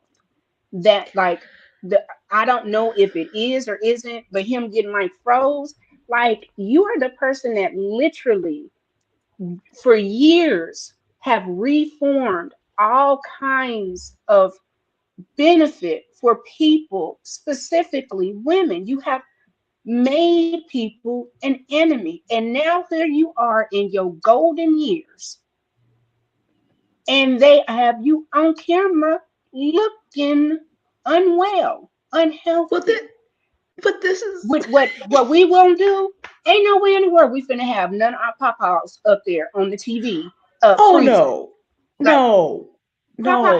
get my dad, get Grandpa. What's Pops doing? Get him. We're not gonna have our people out there like that ever. But see, this is the It's thing. over. It's over. It's Remember, over. And they just let's just accept it. Let's just step into the new reality. Miss D, you made a very good point. I do not think they have been prepared for the lens that social media puts up. A lot of times when I remember when Venus and Serena was playing, it was like it was a black holiday. Like, girl, why are you calling me? You know Venus is on. Uh, what do you want? You know, are yep. you we sat up as families and watch. We were like, yes, we counted points. We knew what love was. A love Yep. 15. Oh, That's a how we 15. learned. Oh, wait a minute. Like the way that we picked it up and understood it, I think it scared them because it's like, wait, all it took was two to come up in here. And now all y'all see this. And let's just be real. Anything that's physical, we tend to dominate unless we don't play that sport, i.e., hockey. But baby, a little boy somewhere or a little girl somewhere of melanated is gonna come in and change the sport. There's not anything that we do that when we get involved, we change it and we make it more equitable. You don't have a whole bunch of black women trying to take things from people. That's not how we behave. That's not what we do in here. That's just not how we operate. It just no. And this poor child, and I'm not talking about her, I'm just saying I felt sorry for the little white girl. I was like, Lord, she is winded. Girl, did you not know you was gonna come out here and play a beast? Did you what you didn't prepare? She didn't What the believe hell that. happened? You didn't she didn't believe it. She She didn't didn't believe that. she was in shock. And then she was in such shock the other white people were like, well, let her sit down and catch her breath. She can't do No. you see how fast she no baby, these are rules that you these are rules. The one thing that I absolutely love about black women is we will find out all the rules just so we know how to break them. We know what we can do and what you can't do. We know what's right and what's wrong. And we're gonna be like, section so and so of so and so and so and so says this. And it's on camera. And it's live. And you can't take it down because somebody gonna screen capture it. I'm sorry. You had a good, what'd So, you say, 404? They had a good run. well, that uh, pretty much, of course, I agree. 100%. Um, I wouldn't have used such graceful words, but yeah. Yeah, I Don't you 1000% call them agree. people what you be saying. Don't do it, Miss Love. We wanna stay on the channel. Don't say it. Save it for oceans. Oh, we gonna stay on the channel. What are you talking about? I don't know what you're talking about. We not monetized. We not monetized. Um, one of the things that I want to just first go back to just real quick is power. And Miss D, you said she influenced the crowd. And Miss Tiff, you said, she does she does have an effect on her environment. So earlier when I was saying, here's what power is, right? The ability to influence your environment. And meaning that other people in that environment, I always say this, I've never changed anyone. I haven't. Well, except some kids. But I haven't actually ever changed an adult's mind, right? You I just understand how it works. I've studied how it works. So when I'm saying I don't change anyone's mind, that doesn't mean that I don't know how powerful I am, and what I put into my environment is usually very intentional. Okay? Because I know other people are like, "Oh, well, I'm just reacting to what you said. I didn't like it. I liked it. I was in the middle, whatever. I'm just reacting to what you said. I already know you're going to react." That's why I said it. I meant for that. I meant for that to occur.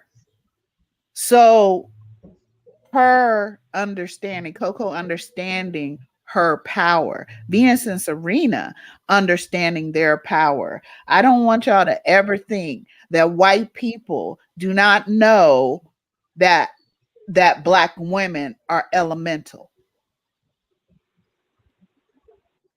And they tried it. They did try to harness our elemental nature, which is powerful, strong, resilient, brilliant, creatrix.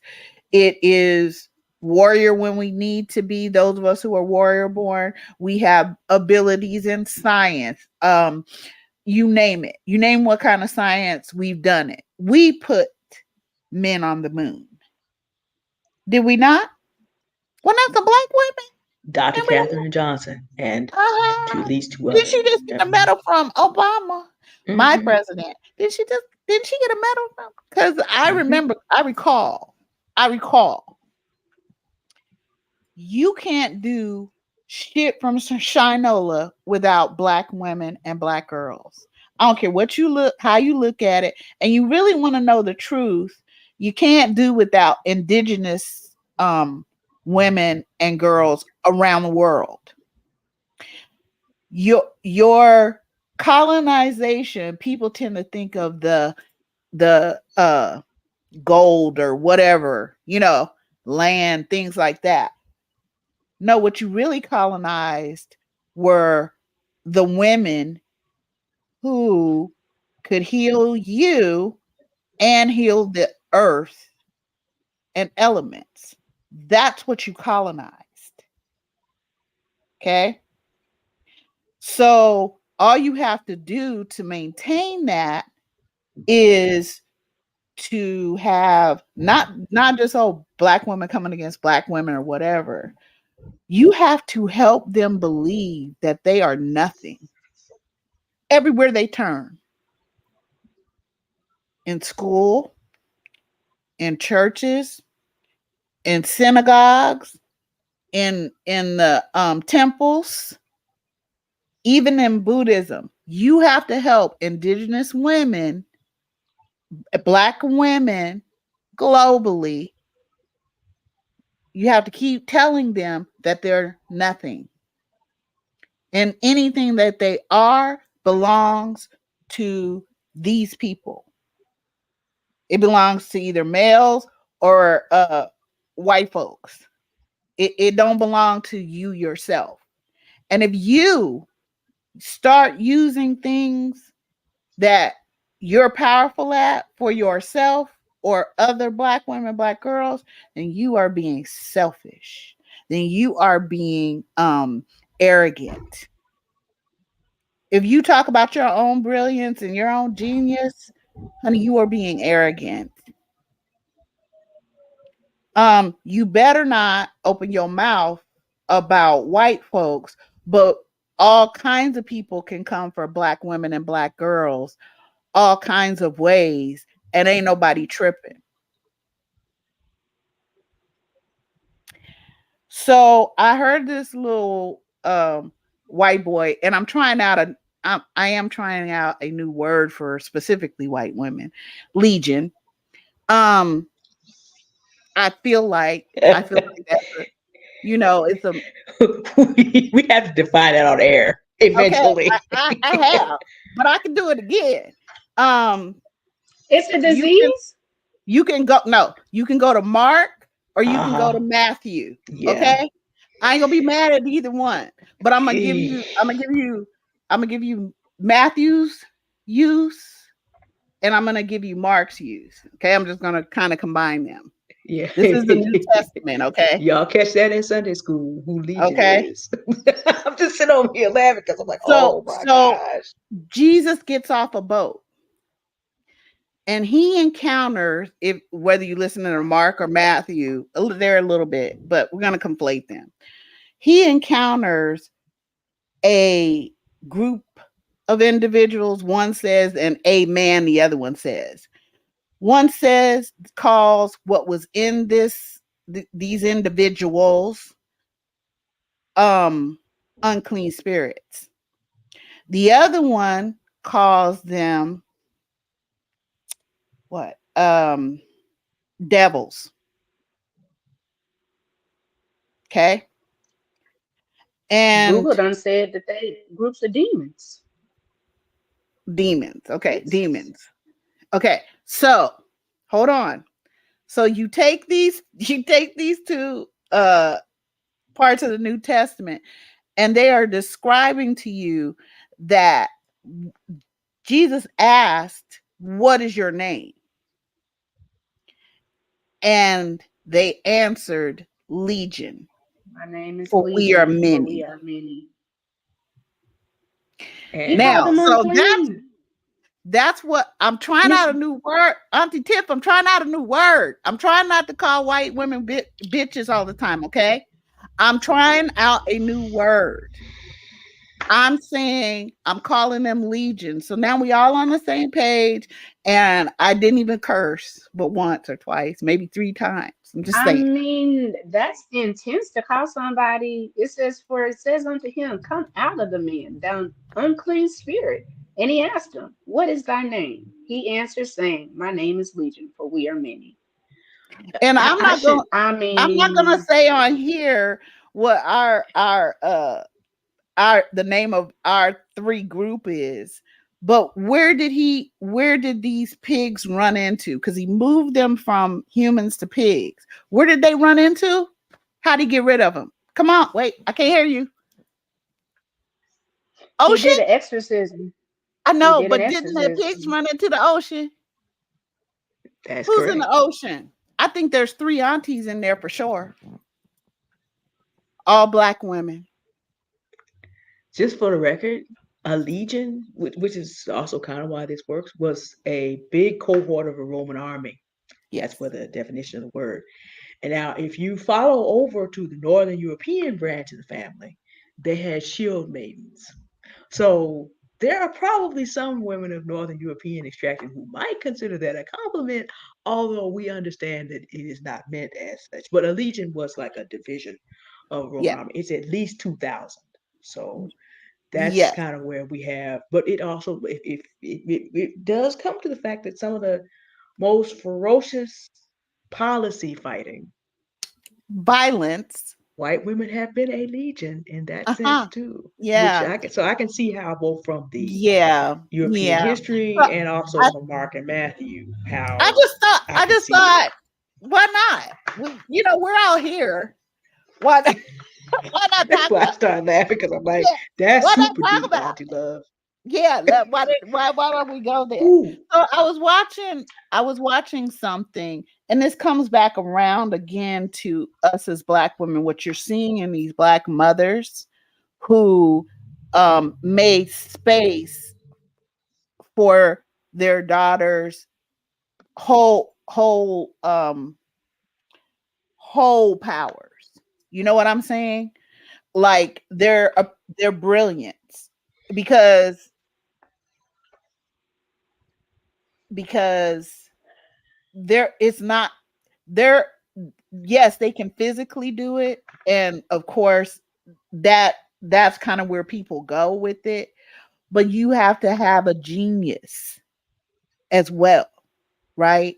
And I think, even though we've been told differently, my feeling from my research is that black women possess that, and everybody knows it, and they're trying to help us to forget that.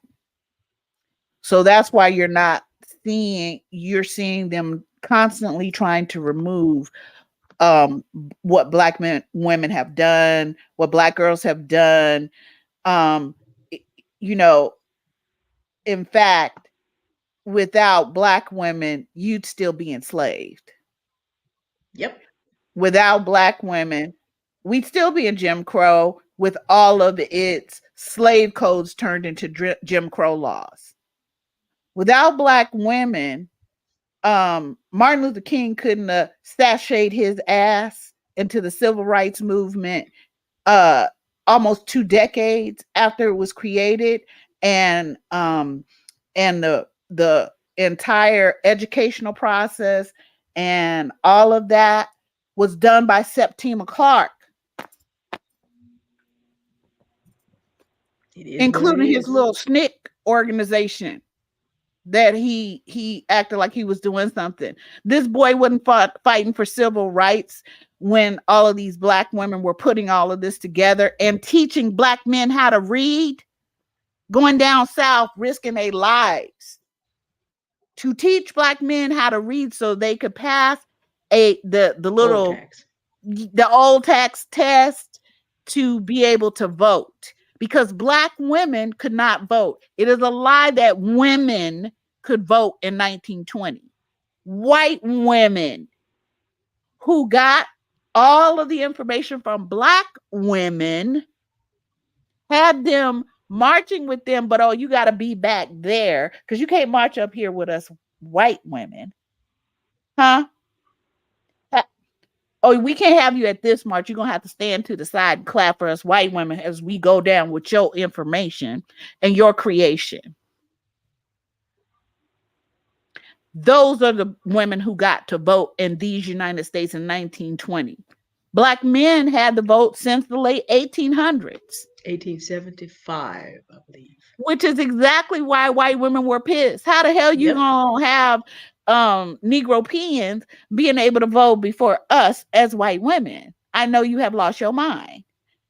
That's who could vote in 1920.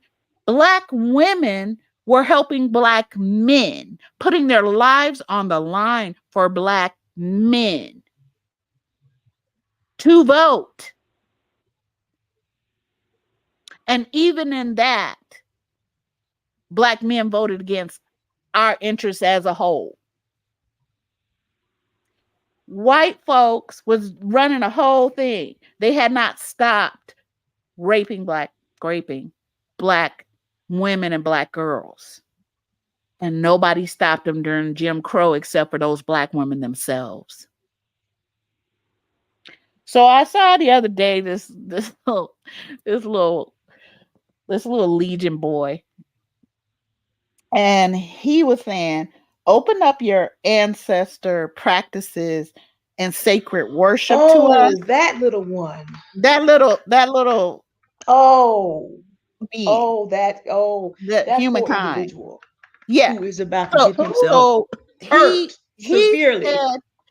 said that after you have called us demons from our original connection with the source, the Holy Mother. You call what we did barbaric and backwards. But now that that your little crap isn't working out for you because it never was going to work for you, you want me. You wait, hold on. Must forgive me. Listen, you want me. Yes. You want me to take you to my grandmother's grave after her mama before her mama too, and my grandfather's mama who's in the same graveyard, and her mama, and you want me to take you to um um and so many of these women, all they could do was sing about how to pass on and get the hell away from you. You want me to show up at my grandmama grave? Listen, I push a lot of limits, but I didn't push those limits when she was alive. Now she's an ancestor. You want me to show up so she could tell me to go get a switch? Make it two, because I'm kicking both of y'all asses. You brought a white boy and say what name? What? You What? brought him What? over I'm here for what? lost. Okay, I'm lost. if I may interrupt this much needed drag, Auntie Love, just for context, since we about to go to a whole this see we done okay. So a young man of the European American persuasion Mm-hmm. had the temerity to be mad. Now, as Auntie Love said, men such as himself have been saying that all of the religious practices of all of the world, other than the demonism that his people chose to do, is demonism. Now, as an actual Christian, I can make an argument all the way around, but it's a fair argument. It does not just pick whoever I'm trying to kill today. But now that, Paula White, she went and called on the angels from Africa to come help Donald Trump win the election, and y'all know what happened. This was not learned by this young man. So he wants practitioners of traditional African religion, including ancestor worship. Like And of Ifa course, and Yoruba? yeah, he wants them. They are choosing now not to allow the children of colonizers to participate in the intimate rites. Now, he ain't studied his own stuff to know that, you didn't get to just be an oracle at Delphi back in Greece because you wanted to do it. There are initiations to Is he crazy? any of what's yeah, that's where I'm going. Any serious minded mystery religion, true Christianity actually stands out in that Acts doesn't lay out a massive long-term initiation process. It's actually unique in that sense, although the way the Catholics practice it borrows from initiating processes of Greek and also Egypt. Most serious minded religions, the reason it's called the occult means hidden. So you actually have to go to where there are secrets. The problem is this young man does not understand. Your white privilege card doesn't work in the spirit world. So if you go and you mess with somebody else's deities, even as a Christian, so the argument of a Christian is I'm worshiping the true and living God, the maker of heaven and earth. But even he said, don't mess with other people's dignities. That's in scripture. You just don't do that because the spirit world has respect for each other. But your white privilege card don't mean nothing. So he thinks that being who he is as a young wannabe master of the universe, that he can go and force his way into the mysteries of. I'm laughing because I'm just like, I don't care whether you're talking to my aunt or Isis or Sekhmet. I know this, even though I'm not a practitioner. You bet not. But this young man, in the image of Mr. McEnroe, does not know that he is begging for the right to have his soul and his spirit kicked all the way around eternity. And then the one I worship becomes say, you did what now? Okay, let me throw you into hell on top of it. So you're gonna get kicked around all the way around and then still get confined. This boy is asking someone is banging on the door of absolute complete destruction, begging to get in, trying to force his way on some black folks. And he doesn't that even know it. your people, because you're from here, your people actually lynched. So Yeah. you want to be introduced to the ancestors, my ancestors, Uh-huh. who you enslaved and Uh-huh. lynched. Uh-huh. Uh, That's I what he wants. I'm I I'm don't sorry, but it's just like, sir. look, take you and your ghost and get the hell on. Stop it. Don't stop doing this shit. Stop thinking that you get to harness black women, okay? And black girls. You ain't harnessing Coco. You ain't harnessing her mama. You tried it with maybe her grandmother. That didn't work either. Black women have been resisting all of this time, but they can't tell you that. Because if they tell you that, then you might believe exactly what Coco believes, that her living ancestors, Venus and Serena,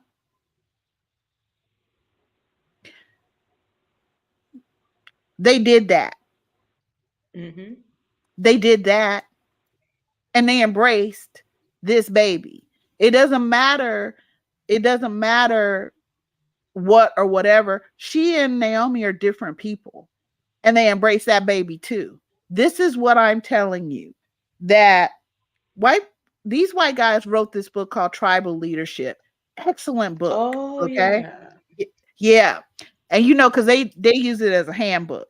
But I'm gonna give you guys a quick understanding of it, and then you'll see what I'm saying. The person who's in number one position, the groups of people who are number ones, let's say the poor people, the disenfranchised or whatever, they number one, people in number one will think life sucks. Okay. People who are in the second or number two, they think my life sucks. But you need number twos who are violent and savage to create number one. Let me put it that way, make number one. And to sustain number one and staying in their place in the cast. Okay. So then number three is their thought process is, I'm a star. I'm in full competition. And that's probably 95% of white folks. It's certainly a lot of black men, some black women, so Asian folks. Okay, these categories are making each other. And what they're doing is number three, who says I'm a star, that means number two and number one definitely can't be, because they are in full competition. Full competition. And the thing about number three is it has three areas as well. There's middle, there's bottom, middle, and higher, because patriarchies are a hierarchy, and the way that they work is to create an illusion of scarcity. So you need number one to really believe that all life sucks. So they're not going to get anywhere. And if they happen to get in number two, they're going to believe their life sucks. And it's the fault of number one. So that's why number one should be treated as less than human. Even though it's two that's making number one. And three is making sure that both of them stay exactly where they are. Okay. Then you have four. Four is we're great and they're not. That's where most folks who make it out of the, let's say 80% of the population who's stuck in three and always will be. It has nothing to do with your age. It has to do with your maturity, and how you relate and communicate and practice whatever spirituality you do or don't. Okay. So four is it's us against them. And they also are in category of three because you got the group that's closer to three that's coming into four going, yeah, but now we're the stars and they're not. America the beautiful, America the great. The rest of y'all, it's y'all against us. Okay. Part of number four, because they're they and them, very what they believe is a very small minority can hit five. Because in order to become a four, five actually has to not keep you where you are, but help you to evolve beyond where you are. So it's no longer them and us, it's all of us. The quintessence, number five. Yes.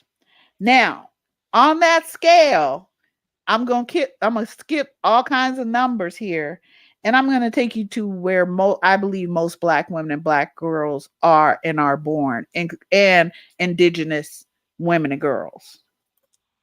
10. And everybody from 1 to 5, actually 1 to 4, because 5 is trying to be clever now. Okay. Everybody from 1 to 4 into 5 knows and covets 10. So let me make sure that I understand what you're saying. You've given us a 5-part scale upward from just, and I'm sitting there, of course, as a United States citizen, knowing, okay, the approximate thinking of this society. 5s are already rare. By comparison to anybody else, they look very together.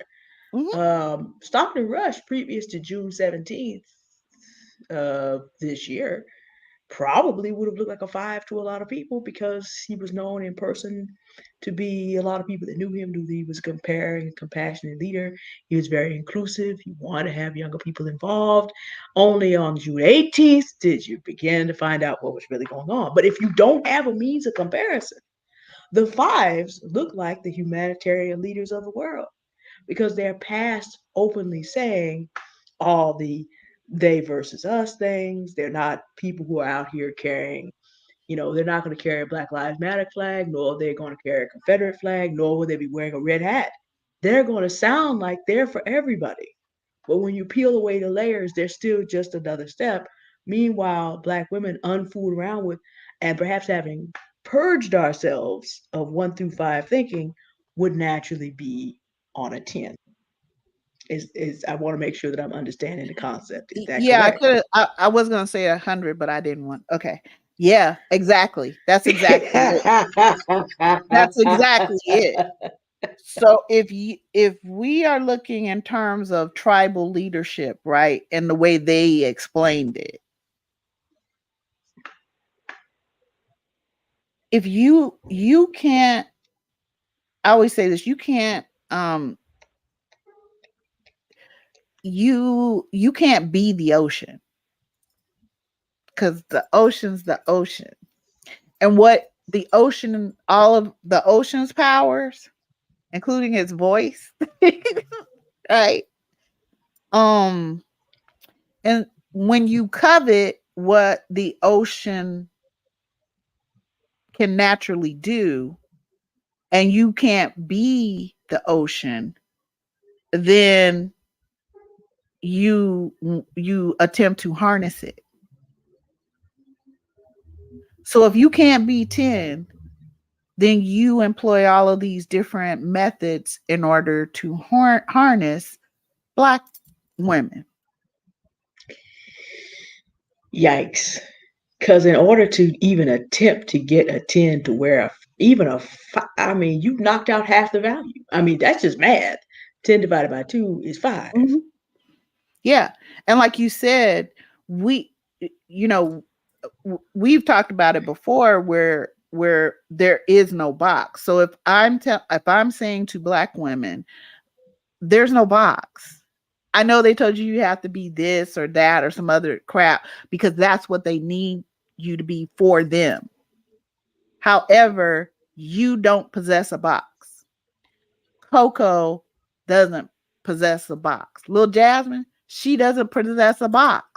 You can't tell her because she 11 or Blue Ivy because she 11 to 12 or whatever that they can't be doing what they're doing because their mothers, they grandmamas, they mothers, going on back, knew better.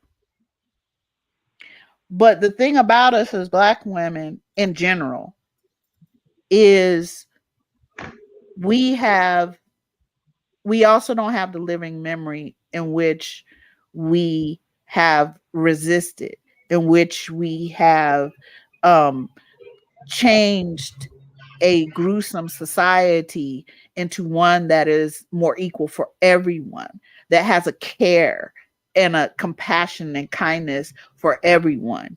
So in general, the edict of most goddess born, that's inborn within us, right? Besides being elemental, is we don't really, it's not our thing to war, right? However,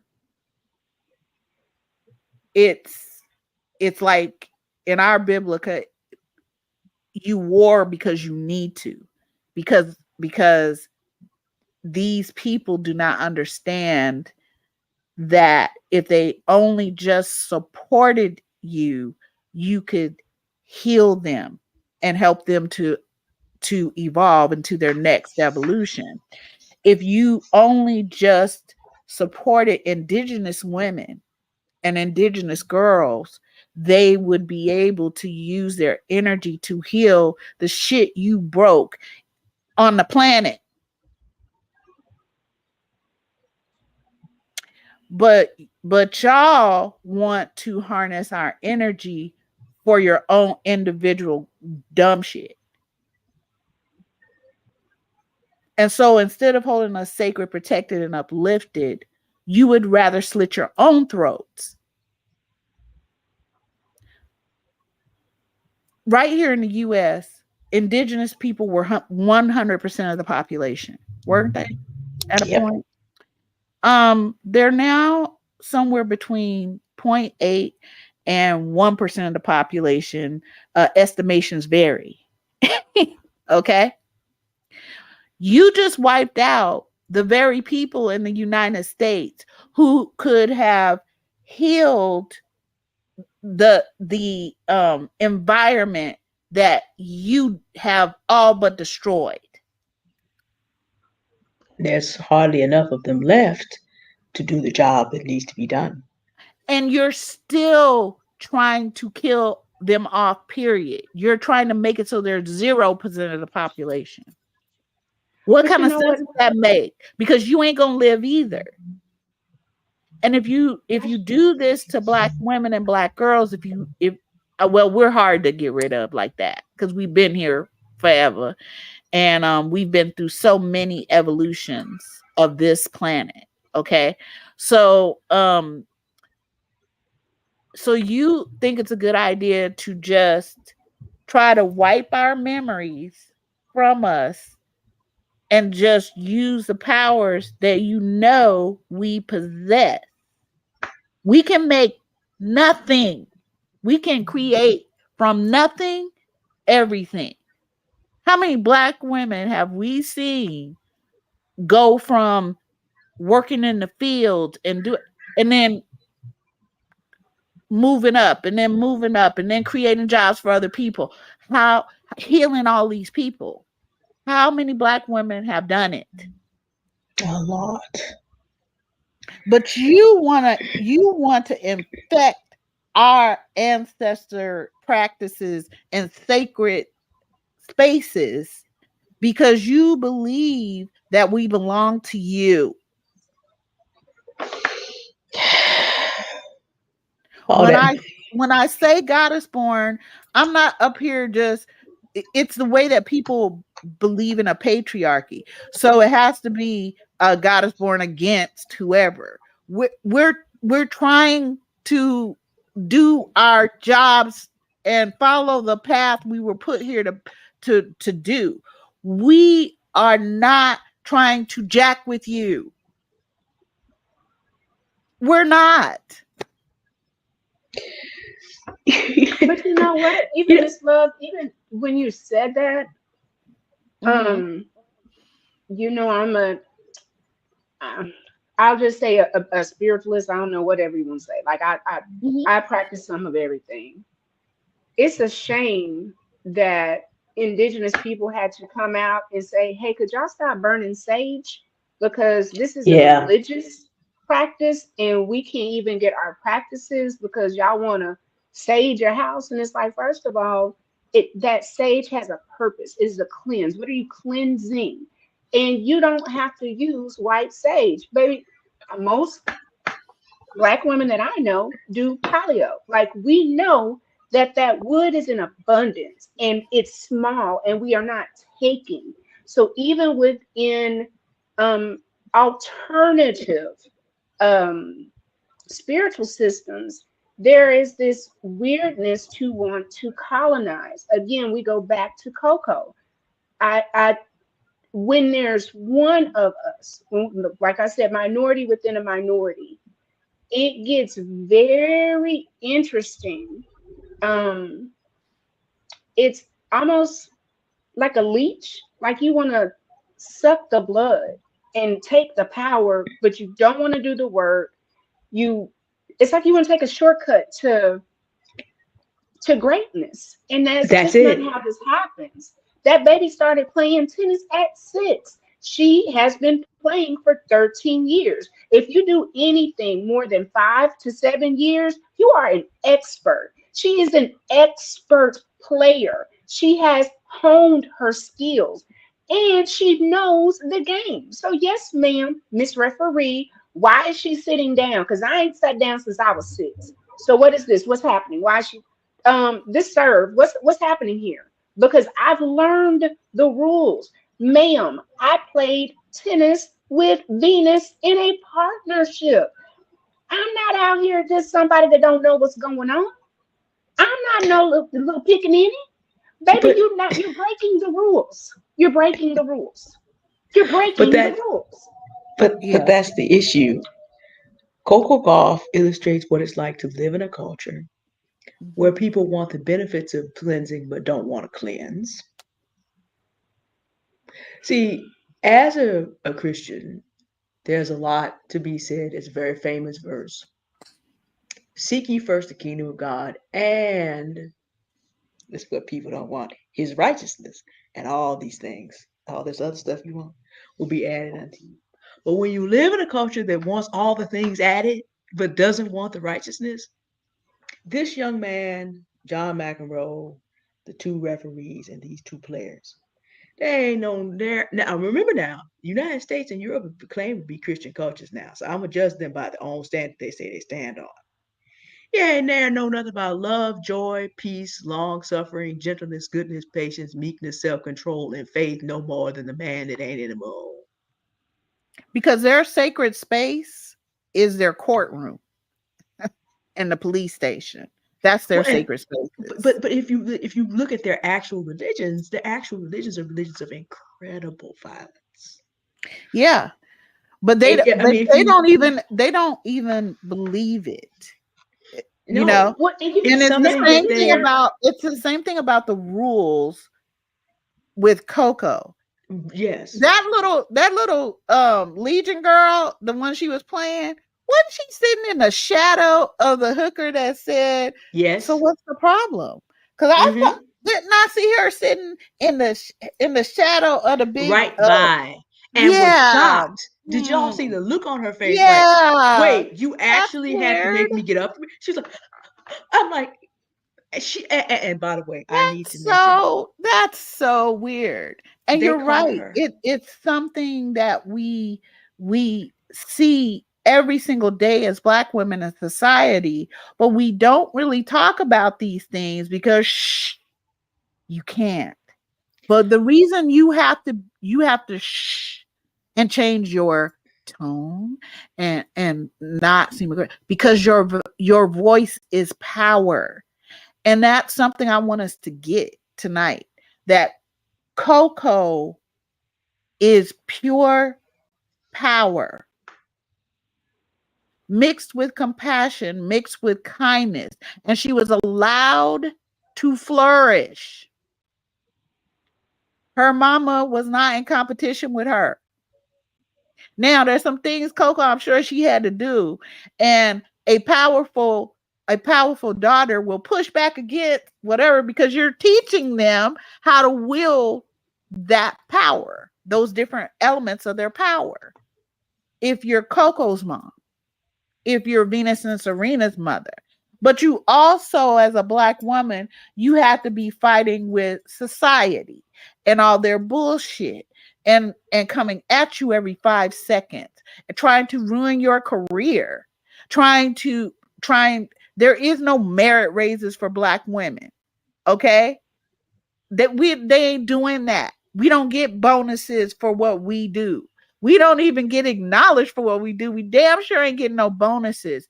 When if we calculated how much money just in the past 50 years that Black women have lost because of the bad Yeah, behaviors of Legion, if we really told the truth, if we brought some of this social media into our jobs and let y'all see how these white women roll, and that it's not just a matter of them trying to they are so insidious with what they do where we're concerned, and it is absolutely no different than what they did during our enslavement with 40% of them uh, in ownership of us. These women are not sitting around here meek and mild. They wrote those rules. Of course, they know what the rules are. They wrote of them, but they course. didn't write them for themselves. That's for you. First of all, you ain't Mm, even supposed to be here because you supposed to be at the in the stands or something else or not serving even us, supposed to be in the stands. whatever. So you're supposed to be working. if you look at this, we are constantly being told that we're nothing and we have to follow every single rule to the letter. And that actually that letter depends on which gaze is looking at us, which Mm, gaze which gaze is on the oppression mode with us. So you're not anything wherever you go, including school, because we learn from very little girls that we are supposed to be treated like shit at school. We learned that. I don't know who taught anybody else, but white women taught me that. White teachers taught me that in grade school and whatever. Hmm. Yeah. My first experience with them was kindergarten. and I remember it. So I'm telling you, we're too even afraid to say anything out of our mouths about these women because they have been put up on a pedestal, and the only time they connect is when they're being violent to somebody else, usually us. There's not just white men in those pictures of those lynchings, friends. That's white women who brought their children. Who the fuck? Who does that? Why would you do that to a child? Okay, Because fine. You hate black women if you lynched it, but why would you bring your child because to such a horrifying thing? because to keep the game going, it was necessary to break the children, and the mothers are the keepers of the culture, So which is so what we then, said Miss earlier. B, how do they so how are you now in 2023 trying to convince me, a goddess born, that somehow magically you've changed? You're Look, not. I'm saying they just showed the whole world they ain't changed Jack Sprat. They How we haven't. gone? How we, again? We all saw it. It was there on camera. We all saw it. It's just my thing is,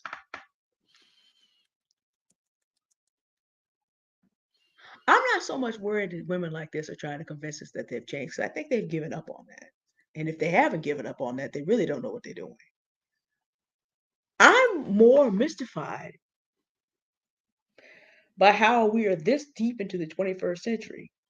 I mean, I'm just going to say, let the record show the Confederacy defeated, Nazi Germany defeated, apartheid defeated, European colonial experiment more or less defeated. However, England had a very powerful queen by the name of Queen Elizabeth who managed to turn the empire into the Commonwealth. So maybe not completely defeated. This very powerful matriarch who did her best to make sure that Britain kind of has kind of a little bit of empire left over. But watch Charles III drop the ball. Watch. Uh, President Donald Trump, number 45, defeated. Shout out to Ruby Freeman. And you know, all them little people that tried to intimidate her on trial. Madam DA Fannie Willis went and got them. So chances are Enrico Tarrio and the Proud Boys defeated, 22 years in prison. Oh, bunch of them guys getting 50. I'm just like, y'all, okay, you have decided to lean into your best wannabe Nazi life. Okay. All I want to know is, remember now, you wrote the history books. Y'all ain't watched their Untergang yet. Y'all don't see the scenes in which the young ladies at the end, according to Tredo Junger, the secretary's journal, y'all out there doing what the Confederacy did with guns and wrapping themselves in flags and, you know, doing things, calling 9 380 and applying it to their own heads.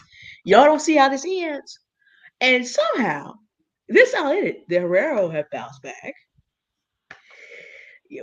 We're here talking about whatever we darn well please. And number 45 got 91 indictments. And there's 3 black women that control his fate. So just like there's 3 aunties here, there's an auntie on the bench, and there's 2 auntie DAs who control his fate.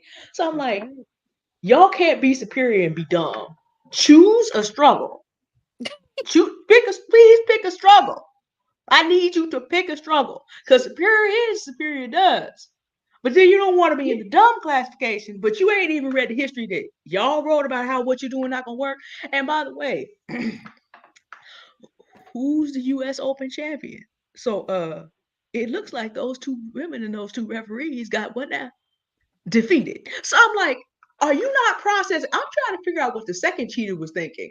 You saw what happened to the first cheater. Oh, by the way, I need to mention the first cheater. She don't got it. She went to her little press conference with them little white girl tears talking about, I know I play slow and I'm trying to do better. Like, ma'am. There's no crying in Ma'am. baseball. There's no crying in baseball. What are you doing? A tennis or whatever? I'm like, ma'am, I know. Look, you crying because you got beat. And because that woman could not protect you. And now we all know, and everybody knows that this is going to follow you throughout your career that you cheat. And now everybody knows that you a cheater. There's going to be an asterisk by your rating for the rest of your career. And guess what? You're going to be mad. There's going to be people mad at Coco Golf because she made that happen. Oh, well, who's U.S. Open champion? And this was our closing item. I just spoke with this out there now. She named all the black women that came before her as they etched her name right next to all of them on the U.S. Open thing. And then she said, I want to thank my haters because y'all just added fuel to my fire and it's burning brightly. In other words, look, y'all did all this and I still own your butt.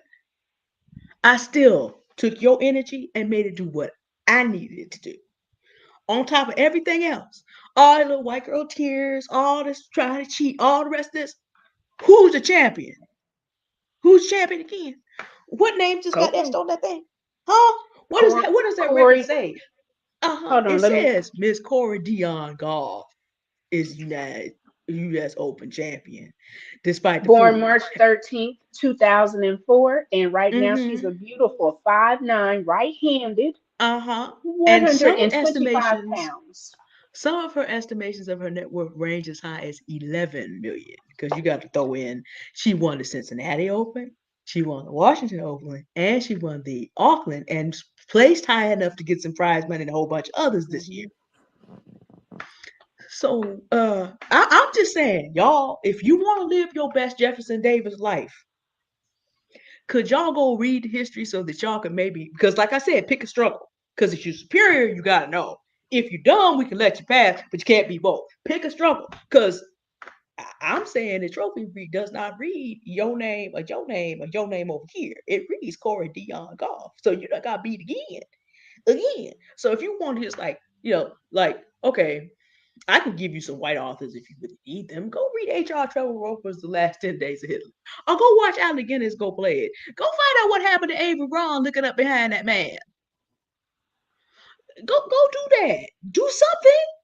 Quit it. Because you out here in the age of the camera making yourself look foolish. And again, pick a struggle. They have. That's what they've done. And one of the things I'm saying to us as black women is, look, I know that you have been taught that you mean nothing, that you have no history, that you don't have black women who every day did this thing and to ensure that you can get back to your living memory and the freedom in that. I know you get told everywhere you go that you are quote unquote inferior. I know people are trying to tell you that black women haven't done anything. They didn't. There are so many black women that you can read about now, and Auntie Tiff is right. Like, you go to Google and then it takes, you can go to different places. It's like a what was those card? Dewey Decimal System card. Dewey Okay. Decimal library, System. Yeah, in the library. The card itself ain't telling you nothing except for where to go find the book. Right. And then you had to go to the Yeah. section and hope the So book was there, because if it wasn't there, they couldn't tell you if it was checked out or not. And you but know what? The one thing that I want to say, Miss Love, real quick, is thinking of putting together what you both said in two arenas. I'm gonna say this with number 45. When Omarosa left, is when she knew enough to know what rules that you don't play with that's gonna bring too many eyes. Yep, Miss D, you think You're right. about it. When Omarosa left, it got rough. And now that you're talking about, wait 1 second, Miss Love. When we're talking about Coco, if you go right now and Google her nationality says American. It does not say black. So they have still found a way to tether the success on this black woman to this country. to white people. It doesn't say black. It says nationality American. And But that is her. anything else, But okay, yes, but that is her absolutely. nationality. Absolutely. But typically, we put what in front? Black, Afro, Negro, colored. What other, like we've been, and that's in my lifetime. Like we was just black when I was little. Then okay, African American. Okay, now you have foundational Black Americans, ADOS. Like we can have whatever title, whatever you try to put on a person, but again, you keep hearing Miss D come with the word of God, of which this country claims to be Christian. So you got the Christian on one hand saying, no. And then Miss Love that does a alternative practice that is also saying, mm-mm. So no matter where you go, to the left or to the right, you are out of order. And regardless, we are all spiritual beings having a human experience, but you are messing with divinity. You are messing with divineness.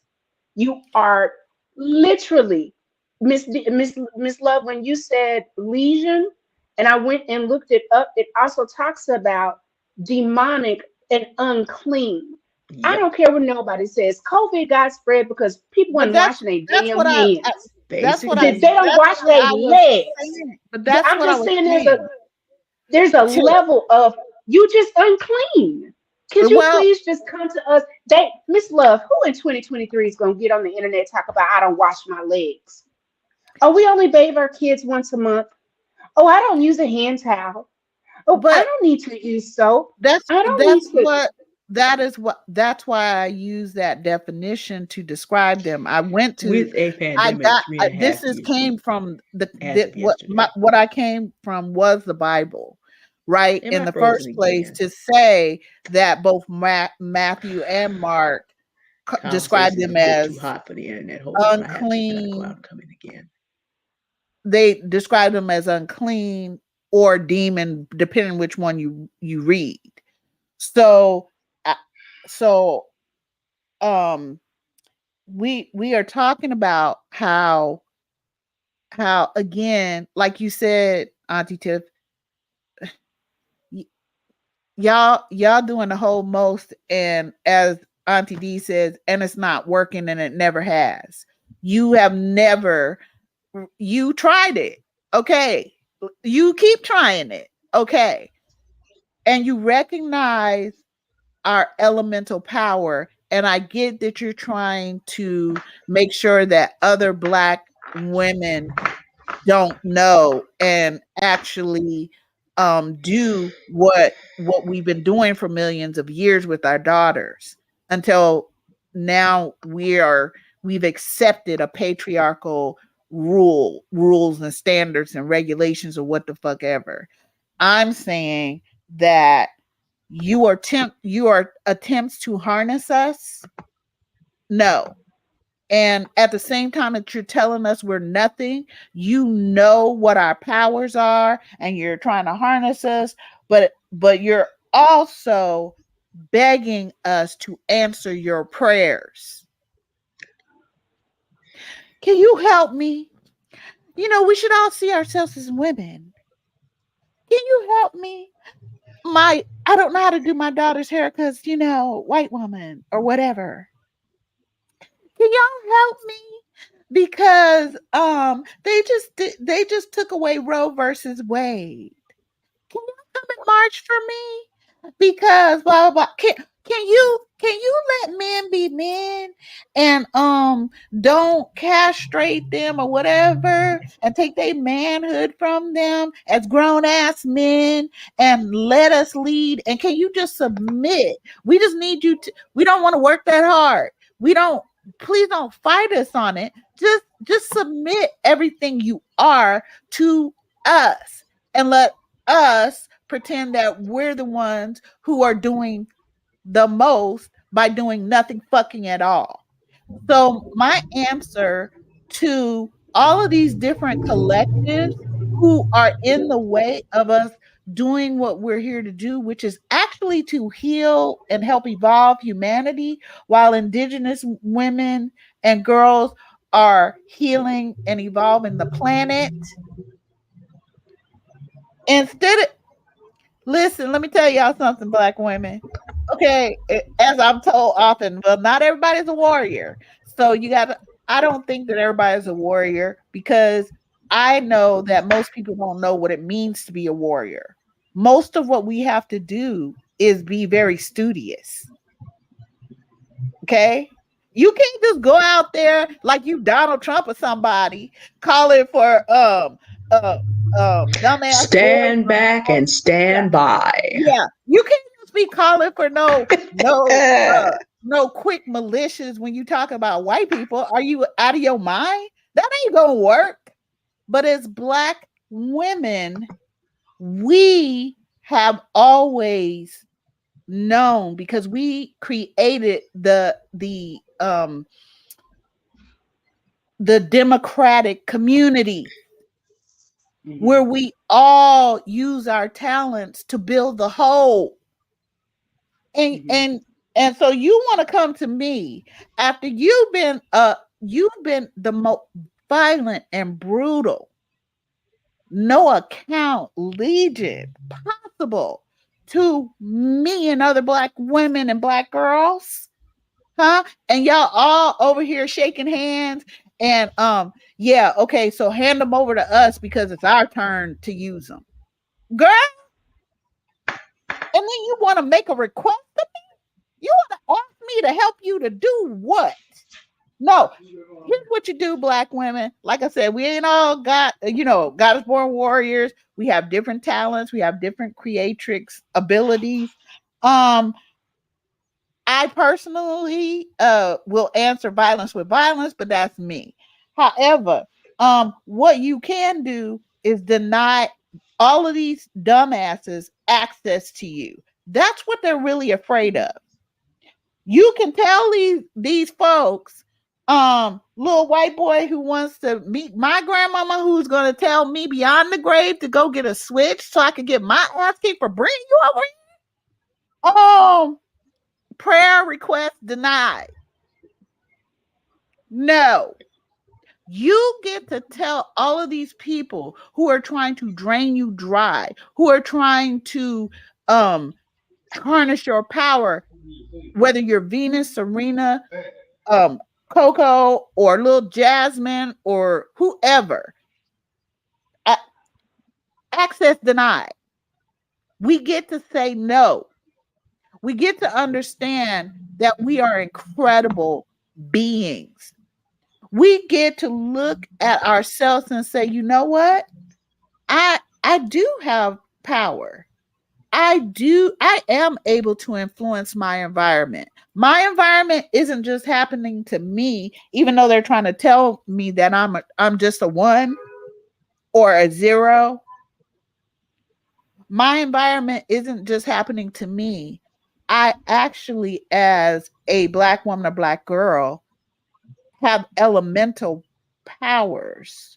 So I'm happening to my environment and I'm influencing my environment and I'm not playing games. Coco ain't playing. She playing tennis, but she ain't playing games. Right on. Nope. I'm like, I never used to read Not that. that day. Nope. What is it? Mm-mm. How to win friends and Mm-mm. influence people. I think And that might be. one of I'm the sure y'all reasons already that we read it. brought this to our aunties is because there's a lot of lesson to have been learned.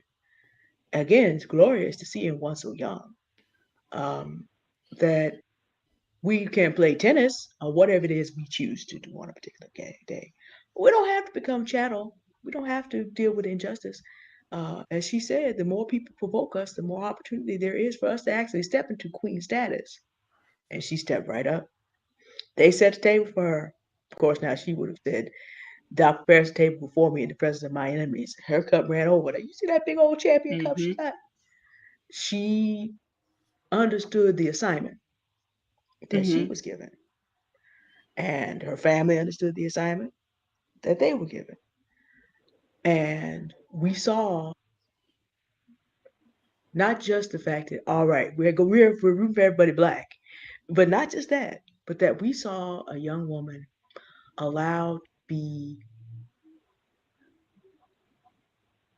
all of whom she is called to be, not Mm-hmm. just as a tennis champion, but all that she spiritually is allowed to be, all that she is intellectually allowed to be. In fact, she had to be all those things. There was no option for her. If she had stepped back in any way, these people would have happily run over her. But she triumphed in every way. And it really is something that um, it's good that we had this time to celebrate and learn from it. There's a lot of lessons for us to pick up. Mm-hmm. We spend a lot of time, as I said at the beginning, talking about the things that go wrong for us. But it is good to examine what is going right. And a Mm-hmm. lot of things went right to make Corey DeeAnn Goff U.S. Open champion. And she gonna have that for a year. And then oh, so she gonna come back and get it again and again and again. Unless of course there's some other black girl who comes up and says, I love Coco, but it's time for me to have the crown. And then we'll see Coco have the same grace that Venus and Naomi and Serena showed her. And then we'll watch this continue. And hopefully, as we come into this time period where there are a lot of opportunities open and we're understanding how to operate outside the box, that we Mm-hmm. will see this become a trend of how we treat one another and make space for each other to be able to flourish.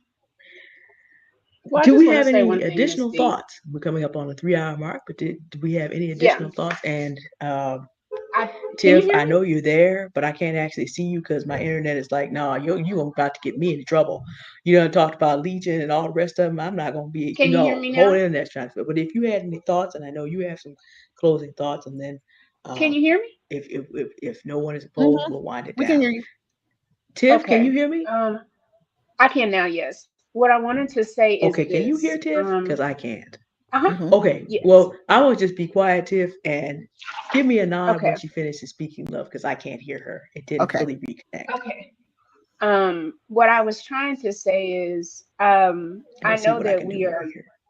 giving Coco her flowers, but I also want us to acknowledge um the the diversity of the aunties and the impact that we have had walking into places that are not traditionally for us, in the sense of Miss D being political and a journalist, and she plays piano and speaks German, and you've got Miss Love, who also is double degree writing books, creating products, creating lessons and healing. I myself participate with both of them to grow me. I by profession was a yoga instructor for almost 10 years. And as a healer, as a yoga practitioner, I right now, because I'm a minority within a minority, have decided to kind of step back just a bit. One, for health reasons, but two, it was spiritually draining. I believe I'm this sick because I gave everything that I had, because that's just what we do. And what I want younger women to learn is turn off the tap. Don't let anybody drink from your cup. We give from the overflow. And at this point, I think a lot of us we're tired, and we're healing and filling up our cups.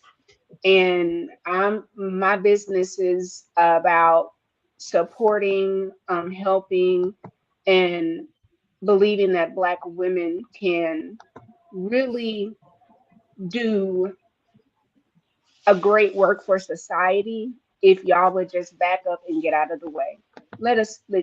At this point, every time, like, I don't want to hear vote like a Black woman, and then we can't get the Voter Rights Act passed. I don't want to hear that when souls to polls are being messed with.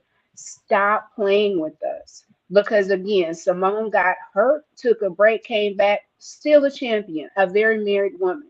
Naomi has taken a break to have a child. When she comes back, she will still yet be a champion. Serena, through all of her injuries, came back and was a champion. So even in a medical industry, because Serena almost died having her child, Mhm. and Beyonce almost died having her child.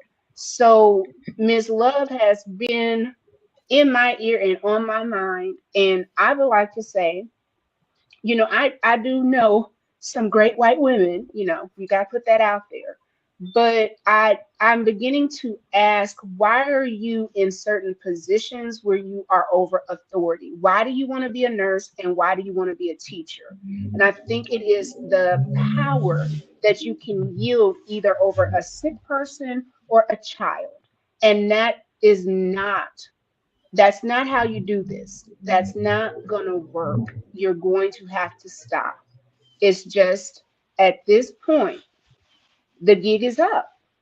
The gig is up, sweets. That back in the day, Papa could have 3 or 4 families. Nowadays, you do something, you finna be on Twitter. You about to be a trending story. We see right now, little what's his name? Yeezy, the one that married a preference. He went and filed for divorce. Oh, interesting. Tyrese sitting up crying. Oh my woman, you can't, you don't prosper without us. I'm gonna go back. I challenge anybody to go back and see what was going on when Omarosa was in that White House. When she was like, "You can't be recording this. No, you can't do this. Wait a minute, no, don't do this." And then came out, wrote a tell-all book, and they still doing things. That man knew the things he was doing was wrong. Why? Because a black woman said it. And you got so live, she was like, "Yeah, no, we're not gonna act like that lady didn't get married at the White House. She wasn't no just old pickaninny. She knew. She knows the game. We know the gig. It's I'm sorry. I know some of y'all wish that y'all were born in 1936, but I promise you, if you go and look at your history, nobody black, particularly black women, should want to go back to nowhere but now. I'm sorry. If I'm reading about Ida B. Wells in 1894, and it's the same, like you literally could read the book for 2023. Come on now, y'all done had a long time to run up the score. At this point, just get out of the way. You're killing the planet. You are killing humanity. You are killing people's faith. Stop. For the love of God. Become human fully. You don't have to oppress people to be human. You should cheer when other people win. There's plenty of space for everybody to have a piece of the pie. Me having a piece of pie is not taking yours, babe. We can all eat. But at this point, we're gonna put in, we get to decide the portion. You can have some pie, but it's probably gonna be a sliver. And then I'm gonna tell Miss D and Miss Love, here go the rest of the pie. I gave her some. Do what you want with the rest of it. Unless you want a special pie from the help. Yeah. But it tastes better when it comes from the help, remember? To some people. We're not We going to write talk that about. down. We write that down as a new saying. You want some pie from the help? Auntie Miss Love. Tiff said.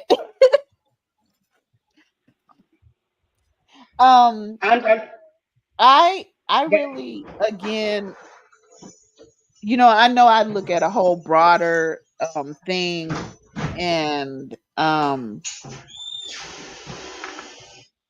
bring y'all into my brain. But I really want for us to get that we're actually born this way. We've been here that we know of millions of years as black women and black girls. So we are highly evolved.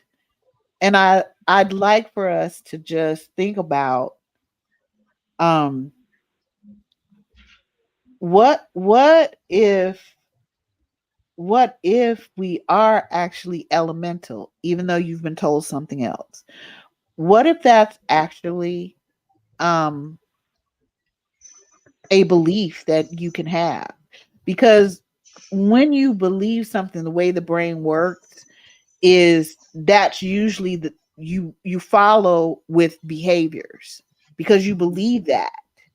So your behaviors become that. That's why people need you to believe a certain thing. They need you to believe that, okay, Jesus is white and he looked like Jesus Christ Superstar, and therefore you bend the knee to him, and then in his absence, then you bend the knee to the people who look like him. Right? So I'm saying to us as Black women, can we consider that we are not each other's competition? That we do not need to use the rules of a patriarchy or white supremacy to define each other? Can we get with the first two questions of the four questions I ask, which is, who am I and what do I want for me? Because other people want to imprint on you and have you believe you're one thing for their own benefits, right? That's why they never ask you to think about who you believe you are for yourself. Because if you decided who you are for yourself, if you defined yourself, then you would follow that belief with behaviors. And they don't want that. They don't want that. So, and if you choose for yourself what you want, not what the media tells you want, not what social media tells you about this or that, but if you sit down and you think about, what is it I want for me, just for me, and you come up with something, I don't know, crazy like happiness, or something wild like to be an entrepreneur and have authority over my own fiscal, and be able to say access granted or denied to people who want to be doing the most or the least, or whatever. If you sit down and you ask yourself, you might not have the answer today, but I can tell you, if you keep asking yourself, who am I? What do I want? Because those two things change over time. You will be making space for yourself and your elemental powers. And if you have an understanding of 3 and 4, once you get it, you start going, oh, so that's just the answer to 3 and 4. So my answer, in other words, is who is my competition? I don't have any. I ain't looking to the left or the right. Okay. Now, other people might believe they're your competition, but that's their problem. That's not you. You might have believed you was Coco's competition. You ain't. You ref, you a little girl sitting in the ref shadow when you supposed to be up and breathing right. You know what I'm saying? Y'all are not Coco's competition. You just think you are. You need other people to believe you are, but you're not her competition, sweetie. She doesn't have competition. Venus and Serena could let her come in and embrace her, because they're not in competition. They playing a game, true, but they're not in competition with each other. This is not some, oh, well, but what will Black men think? I don't care. Is that supposed to be the prize? Are men in general supposed to be the prize? I'm just asking. So I got a prize. I got a prize. So if you can look at the last question 4, which is, do you think in or out of the box, and realize that there is no box when you are a Black woman or a Black girl. Why are we trying to put each other in boxes? Oh, well, you ain't woman enough. If you're this, then you're not woman enough. Well, tell a Black trans woman she's not a woman. Ain't that the same thing white women told you and keep telling you? You gonna use the weapons used against you against another black woman? Girl, sit down and go read a book. Go pick up some books about black women, because I don't think you realize who you are. Huh? I don't have a box, so ain't nobody putting me in it. You know, people will say about my channel, whatever, the channels on TikTok or here or whatever. Well, it's like your BWE, or but it's like your what's that one where you escape blacklisting? Divestment. Divestment, yeah. Or it's like your this or that. It's like that's y'all's definition in y'all boxes. I don't have a box. Okay. I've already defined who I am. I'm not any of whatever that is. That's cute and everything. And y'all keep that. However, I am a goddess born warrior who is naturally, oh, actually, preternaturally elemental, who is an empath and a healer. And while y'all trying to put people on fire, you know, you different collectives, you trying to put black women on fire. Let me be real with you. I'm a follower of Sekhmet. I am the fire. I'm the fire. You can't put me on fire. I'm already the fire. Okay? You can't use affirmative action or whatever word you want to say today and tell me that I only made it because of whatever. Girl, I made it because I'm goddess for it. It didn't have nothing to do with you and your little bullshit ass laws. Okay? I don't follow the rules of a patriarchy. Yes, I can speak the language of patriarchy, and I don't follow the rules of it. It don't work for black women. It really just doesn't. It's really it really takes years off the back of the end of our lives. My mother did not need to die at 59 years old. My aunt, who was 4 years younger than her, did not need to die at 54. My baby aunts did not need to die in their 60s. They did not. But they believed in this patriarchy and that they were nothing and they weren't deserving and worthy, and they needed to have the opportunity to understand that they are elemental. So you don't have competition, black woman and black girl. You don't. Your mama ain't your competition. I don't care what aunt said this or that. Hey, we aunties. I say a lot of stuff. Okay.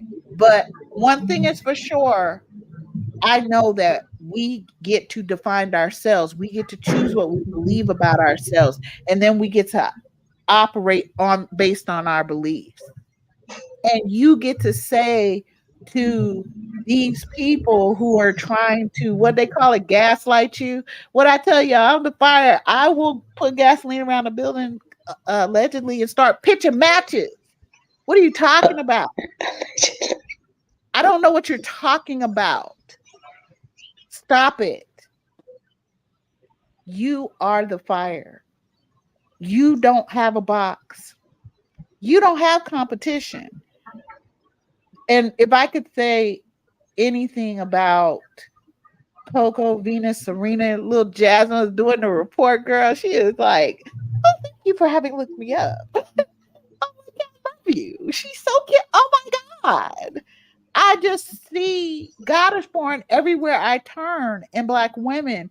And it just kills me that we can't see it for ourselves. That we can't, that we literally believe these fools. Okay? Let me tell you something. It's one thing to be a fool, and it's a very different thing to be the fool. The fool master the masters. A fool is just dumb and stupid and stuck there. Yeah, y'all hear what I'm saying? A a fool is just stuck on stupid and dumb. The fool in a court of queens and kings and all of that, That Just for person could say the absolute truth to the king and the queen and never be punished for it or never be whatever for it. So we also need to really learn um definitions and things like that. So we understand it doesn't mean that you need to apply that definition to yourself. It just means that you understand what that meant. You are the fire. That I see this in so many black women and black girls, and it hurts me that you don't see it within yourselves and you don't see it within each other. And I desperately want that for us because I center black women and black girls. I love Coco. I think both the artists are right. She's she taught us so much. This has taught us so much. It's opened up so much more conversation, and I hope that um we have those conversations. it was nice to In celebrate a win. It was nice to celebrate a win. We mhm, needed it. It was yeah. refreshing. We needed Yeah. it. Like Eh, I hope that we can learn to lean more into things that feed us what we need of encouragement. You're never too old to need to learn.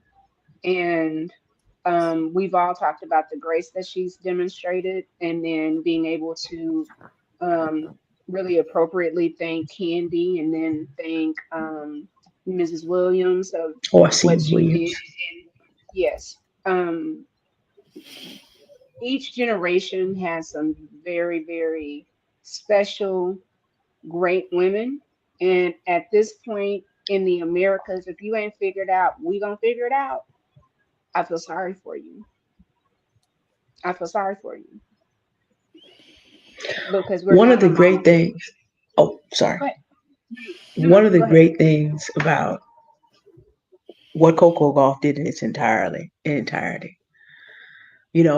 as someone who's a Christian, who's read, who's been in church, who's also been trained well by my forebears, Coco Golf, from a Christian perspective, shows you that there's no asterisk where it says in Psalm 114, 139, I am fearfully and wonderfully made. I will praise thee for I am fearfully and wonderfully made. There's no asterisk for black women. There's no asterisk, there's no footnote, there's none of this. And she walked out and showed what happens. There's a place in her Wikipedia where she says she prays before every game, not so much that she win, but that she do the things that she was brought here to do to the best of her ability, and that no one else get hurt. Even though the cheaters cheated, she didn't want them physically harmed. There was no revenge motivation. It was a justice Hmm. motivation. Because again, as a Christian, you're supposed to be worshiping a just God. And again, love, joy, peace, gentleness, goodness, patience, meekness, which does leave room in there for you to have the strength to fight, faith, and self control. She showed all of this. A young woman who is accessing all of the power that is available to her from heaven to earth is really very remarkable. Of course, a few of us see this differently because we're from different traditions. We're following traditions. But we can all agree that looking at the support that she had and looking at the way people bought into seeing who she was and let's work with this, if we can see now that we can do more of that, I have never yet met anyone who is not fearfully and wonderfully made. I have never taught a single black girl and even a black boy who is not a genius when I met them. But having known them for a long time and knowing what the world does to black girls in particular, but we see now, we have seen it for ourselves. The world has seen it from Billy King, Althea Gibson, Venus, Serena, Coco, and now Jasmine's coming online. And an unnamed number of black girls whose names we do not know yet, but then who will be Hmm. watching in coming years. Hmm. This is what's possible. Now, I think there's another Noir Aunties to be done about how we help our fellow aunties and our elders straighten their crowns out. I think there's a whole nother conversation about how do we do this? How do we do what Coco Golf did at the end and link up that chain again? How do we do this? Probably a whole nother. But the thing is, we get to look at the possibility. Mm-hmm. We saw, everyone saw, and as Auntie Love said, this is part of our living memory now. We all saw this. Auntie Tiff said, okay, minority within minority is a hard, we see, we triumphed anyway. And we triumphed in a way that both acknowledged the work our elders did and opened doors for more acknowledgement of our mothers and our grandmothers, and in a way that makes sure the next Black girl can get there.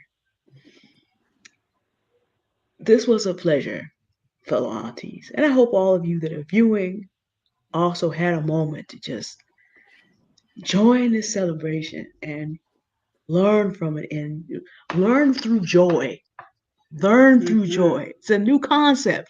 We weren't allowed to be happy about our accomplishments. We talk about hidden figures. Not that long ago, a computer used to be a Black woman. Literally, that was the name for Dr. Yeah. Johnson, Catherine Johnson, and some others.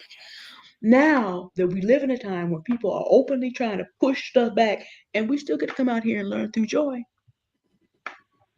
This is something that we as my aunties were very glad that you took your time, 3 hours and 20 minutes of your time, to allow us to share this moment with you. And we want to thank you. Auntie Tiffany Love, any last words? Because I'm basically done. I'm just kind of rolling it down. Now, Okay. when you said joy, I got the joy, joy, joy, joy down in my heart. Down Hey, in my heart. Down hey. in my heart. I got the joy, joy, joy, joy down in my heart. That's the first thing that came. Yeah, That's the that's one of very my first early ones too, actually. Yeah, I got that thing. one as well. That one's been around for a minute, actually. But yeah, Mm-hmm. but it's not just that. I mean, it is good for us to know that our ancestors has had to say, over my head, there's music in the air. It was up Mm-hmm. there, but they weren't allowed in their everyday lives to have as much of that. They paved the way. Now we can. And now, as aunties, we do our best to now pave the way for others to be able, wherever you were called, that you get to walk in it. And we three aunties show, we're not all called to the same things, but we can still, we're not competing with each other. Um, the Lord Jesus Christ and Sekhmet do not need each other's help. They're okay on this. Whoever, my she's hear my voice. That's what we got over here. If you didn't hear it, you may have heard somebody else, but that's okay. Program not stopping. Sekhmet program is not stopping either. Um, I know that yoga is not directly, because I have been corrected about this by you, but when you go far enough back, their sheep hear their voice if you go far enough back there. So, but that doesn't mean we have to hate on each other. It just doesn't. And that's another way that we show as Black women that we can meet where we are and be civil and appreciate that, okay, we don't believe the same things. And yeah, there may be eternal consequences to that. But right here, we ain't got to try to kill each other. That didn't come from us. Africa's a continent. There's all these different belief systems have always been there. Now, Constance Love will tell you there's some common roots, but I'm just saying it's okay. We can still get together and make sure the tribe is okay. Because we coming from a 10, not a 5, not a 4, not a 3, not a 2, not a 1. So we hope that we have epitomized this for us today, and that we have also, in the manner of Miss Corey DeeAnn, been able to show another ground of Black women enjoying each other's company, discussing other Black women in an uplifting way, and send you on your way feeling more uplifted and more able to do the things you need to do and choose to do for yourself, or whatever you were called to do today and tomorrow. Enjoy your weekends. And again, thank you to all of the culture council. That's right. People want to go backwards. See, that's what you get. Or you can learn how to support Black women and work with them. What you want to do. I'm just saying what I'm saying. What you want? Did you want disasters, or did you want to act like you've had some sense about Black people? Hello. That's a good place to close that. That's kind of choices that are ahead of people. But let Madam D.A. Fontainebleau show them how that's done. Let certain people keep messing with Judge Truth Khan and find out what happens. Keep on messing with Madam D.A. Letitia James and find out what happened. And do not let number 46 trip and fall and let Miss Kamala Harris be president of the United States. Mess around and find out Kamala Harris number 47 edition. Hello. I'm just saying what I'm saying, y'all. Anyway. Good HR night, 6268. everybody. Please Yeah. study HR 6268. We will start covering that. Yeah, HR that's another thing. 6268. There's a bill out there to protect us, and most of us haven't read it, and we're not sure what it is. But on our more aunties, we're gonna try to get that straightened out so we can be aware of some more things that we can do to make some protection for us happen in this country. Thank you for the shout out for that, Tiff. Excellent. Bye, y'all. See y'all next time. Good night. Bye, Good night, everybody. everybody. Thanks. Love you guys. Love you too.